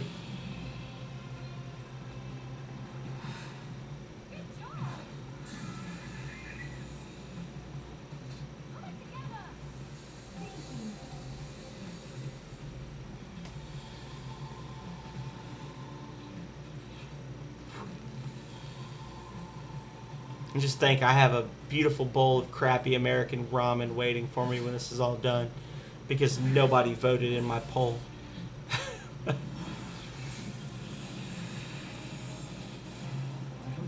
Hey, you know what? That is okay. I understand. I've done that many times in the past. I've just, I've been like, you know what? I'm logged into the Wi-Fi. I have unlimited data. This person gets free views for the next 6 hours, and then I just go to sleep. I wake up, and I'm in a completely different stream. I'm like, oh, who is this person? Will follow, question mark? It's happened.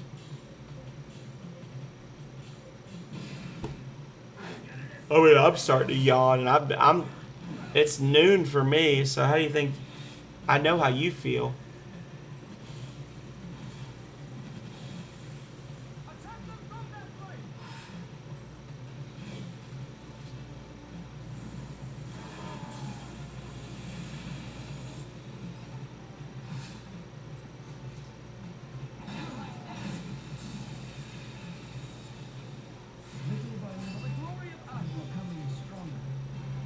Oof. So that was a treasure chest I've opened before, which fills me with fear and dread. Because it tells me that I've been here before.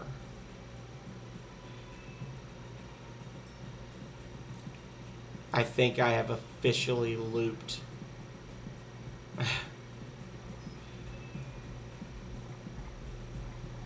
I have actually looped on myself. Yeah, I remember this door and being like, oh, I'm almost to the end, because it was like its own separate little opening or whatever. Nope, you won't get me.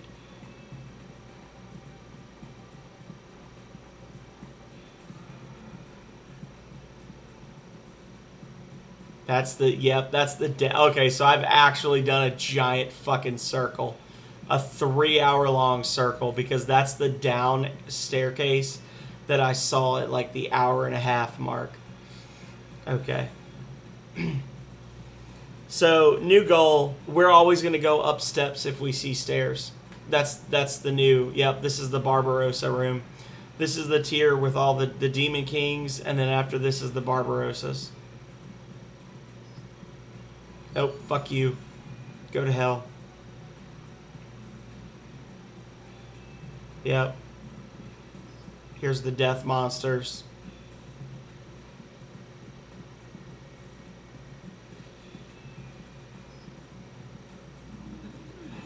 Yep. We've done a big frickin' circle. God damn it. So dirty.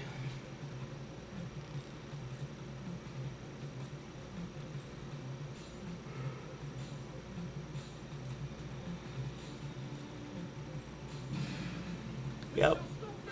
A big ass loop. I mean, it's been like an hour, but I've been here before. That's sheer insanity that this dungeon is that big.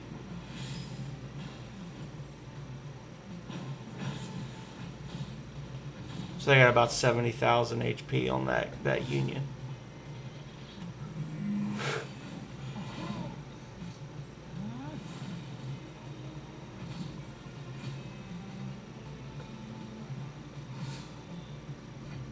So how are the rest of you doing out there? I see several viewers lurking in the room.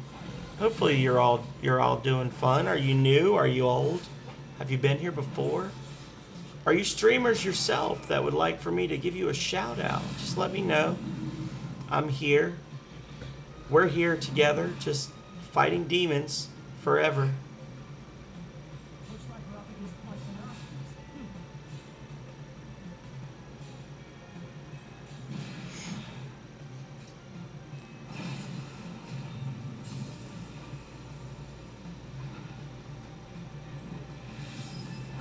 Boom. Boom. Boom.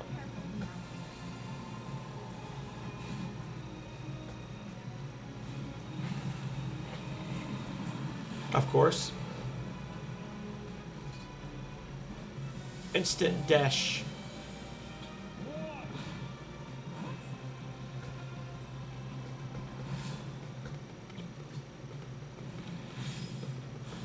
That's a strong one.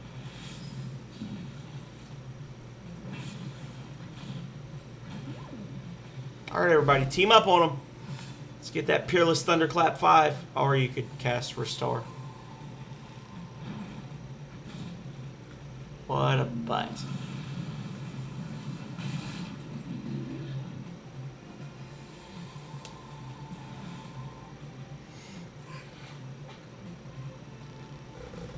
I don't know why I'm yawning. I did get like 4 hours of sleep last night. That should be enough, right?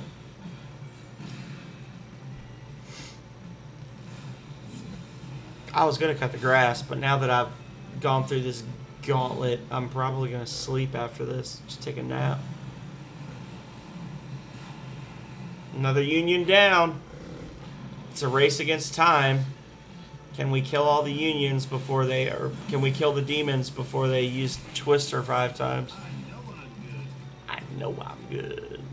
Good job, buddy.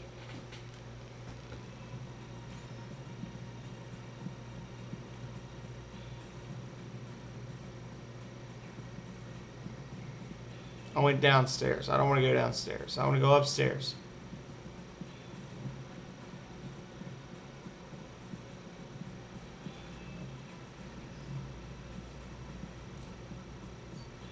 Britta, I don't remember going through this one before.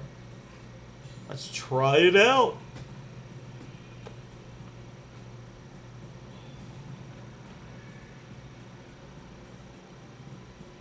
Never did get that phalanx mace.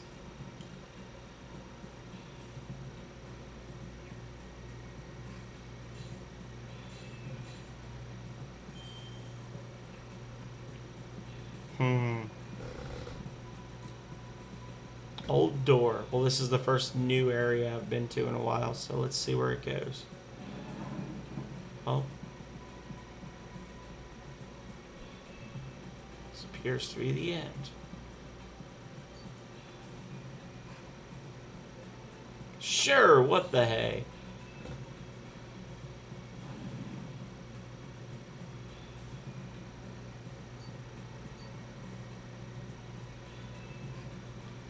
Offer wisdom? Sure, what the hey? And then green for the last one. Offer thy soul. Blue.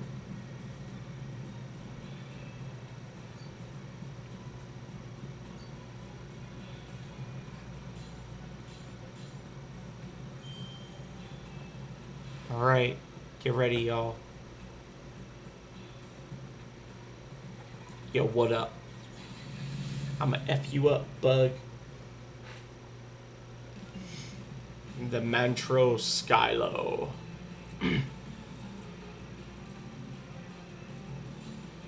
Why are there so many?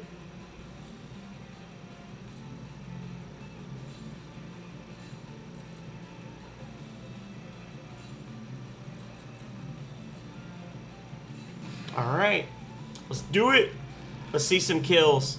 First round kills. Intercepted, of course. That's okay, because you're dead. Yeah, good job volunteering. You jerks. Oof. Oof.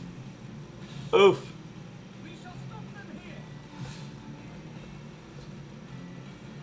Oh, wrong button. Damn it. That's okay, we killed him. That's what's important, right? It's not the style, but the end result that counts. Alright, now it's the style that counts. There we go. Blunk.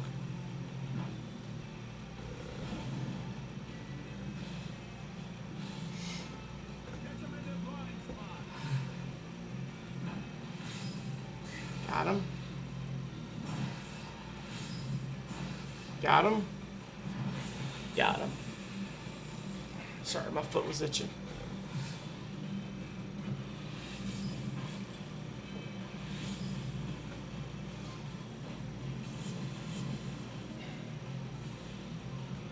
Uh-oh.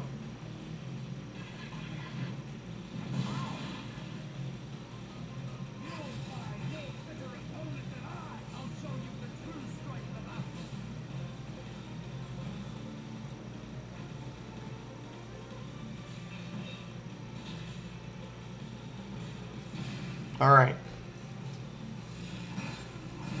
Boom. A little amazed that I didn't get an option to heal on that one. So if anybody else deadlocks in this round and he uses layout, he'll probably kill Rush's group. Just from the AoE effect.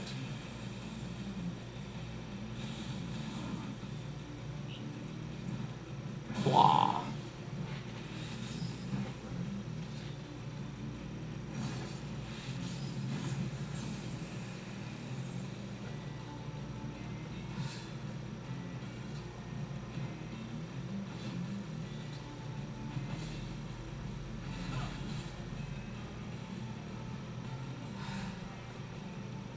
Flanked. Now use Dragon Crush. Nope. Oh, that's actually better. Don't use Dragon Crush. Heal Rush. There we go. Boom. Boom. Boom. Boom. Boom. Alright.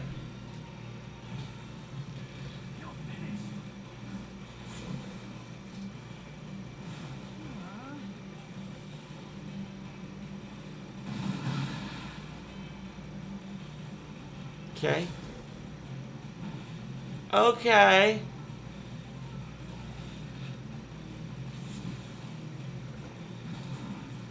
God, this thing is tough. I mean, I know it's a boss, but damn, this thing is strong. I literally have everybody just being like, hey, heal each other and get attacks if you can. And they're still having a hard time.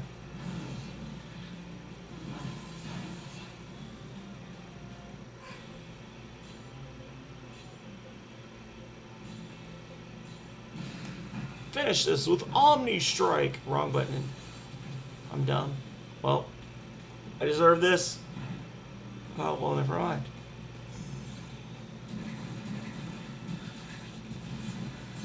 Holy shit. That was a really good Omni Strike. I need the other one. The other one. That was a really good Omni Strike. It's like 40,000 damage. In 1,000 years' time, my flesh has rotted, my memory faded, my heart has become hard as stone. Yet a piece of him remembers me still. These stones stand as proof of that, and with that simple knowledge, I remember the feel of him, warm like morning sun against bare skin. Having felt that once more, I can rest forever. Yes, as my soul disappears, the curtain can finally fall in the kingdom of Glennis.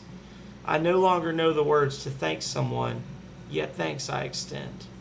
To you who taught me that within him, a part of me still lives. Wagr.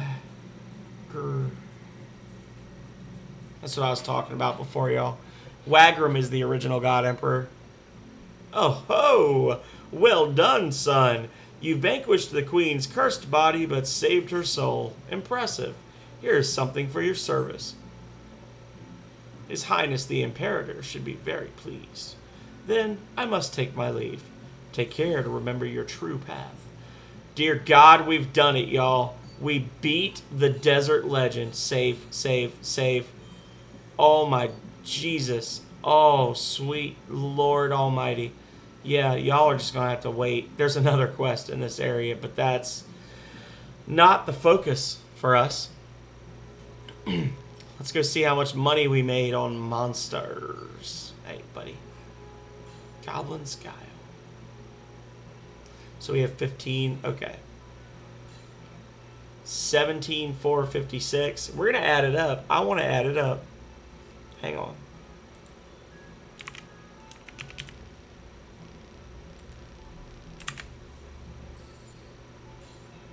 $11,700.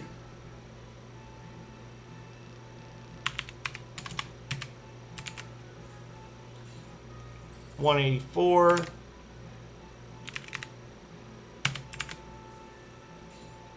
$14.40.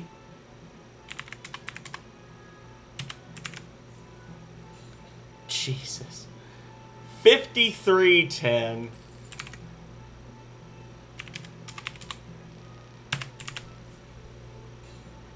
$638.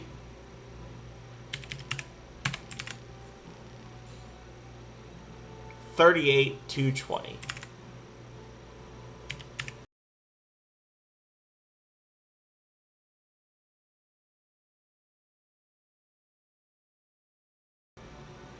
There we go. I don't know why this is doing this all of a sudden. Everything's getting confused. We made 138,000 and some change gold pieces on that quest. Madness. Absolute madness. Let's see if we completed any quests for these guys and for the Sword of Seven Realms, Sword of Three Realms, and then we're going to be done. Yep, there's one. Hellbiter. Church Bell.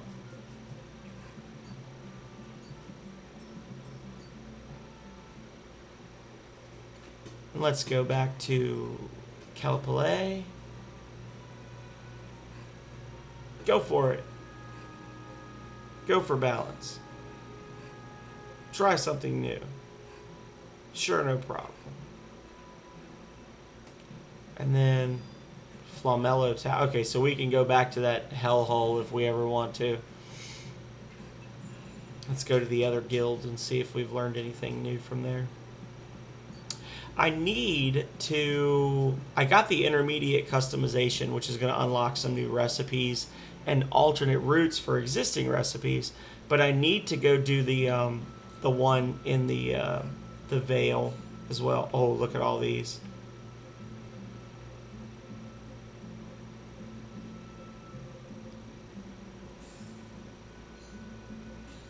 Got it. Got it. Got it.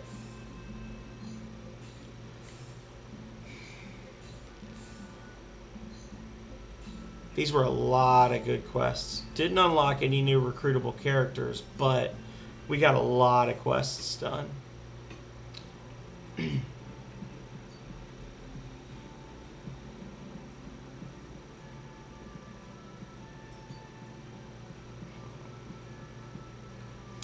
Let's check. I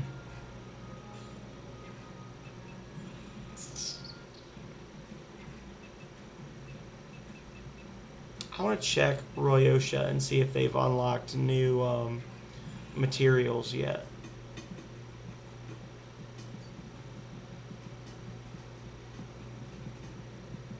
Yeah, I didn't even cover all the areas. Ald broadsword. 283,000 gold. I'm almost there.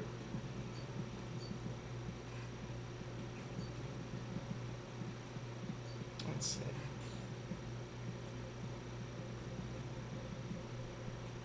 Okay. Let's see what we've got in terms of customizations. The Tadaraichi. So you can see now we've got 2 different ways to upgrade that. And then we've got the Shogun Katana.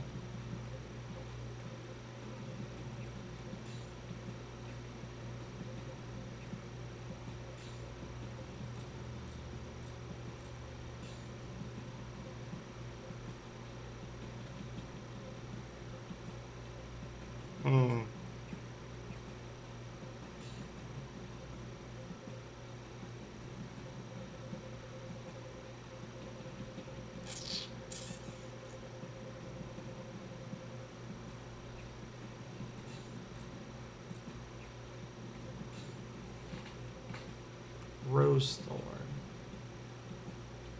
Heavy metal emerald crystal. I guess I'll hold off on breaking that down, but okay.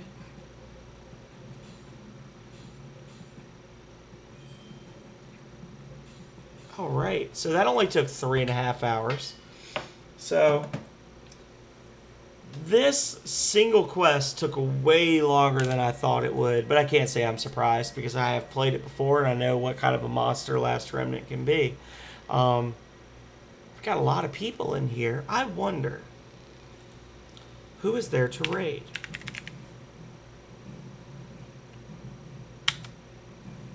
Let's see. This may be the first time I've ever actually raided somebody. But we've got a lot of people in here, and I think you guys are all awesome and that you should go show your awesomeness to someone else. So that being said, I want to take you to visit a friend. Who should we raid? We should raid Bare Necessities.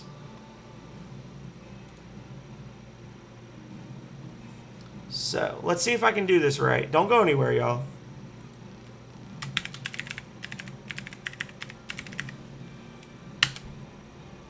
Did we do it? Oh, well, I guess I did it wrong. Oh, okay. Hang on.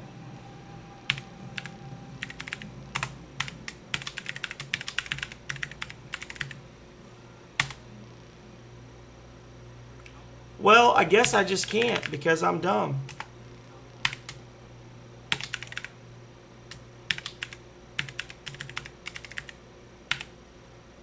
Let's double check the spelling before we make sure he actually spelled it correctly when he set his stuff up. Necessities. Okay.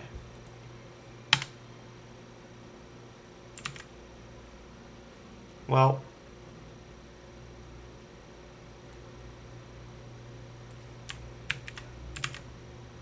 Are you supposed to do the @? Does anybody here know how to do raids? Because I've never done one before.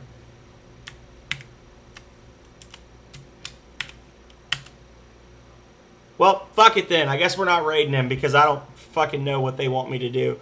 I literally just copy-pasted his name off the page. So, go watch Bare Necessities, y'all. Here it is. It's @Bare Necessities. There you go. That's his fucking name. I don't know why it won't work. It's probably just some bullshit. Let's see. Hang on. Let's try one more thing. Do you have to do the whole channel? Nope. I don't fucking know. Okay. Well. Thank you, everybody, as always, for watching. Be sure to check out all of my other videos here, as well as on my YouTube. Not only my old Twitch videos, but also my YouTube videos. Most predominantly the first 15 videos, of which I have done 101 so far. Go me. As always, lurkers are appreciated, chatters are loved, and until next time, stay healthy, stay safe out there, y'all. Later.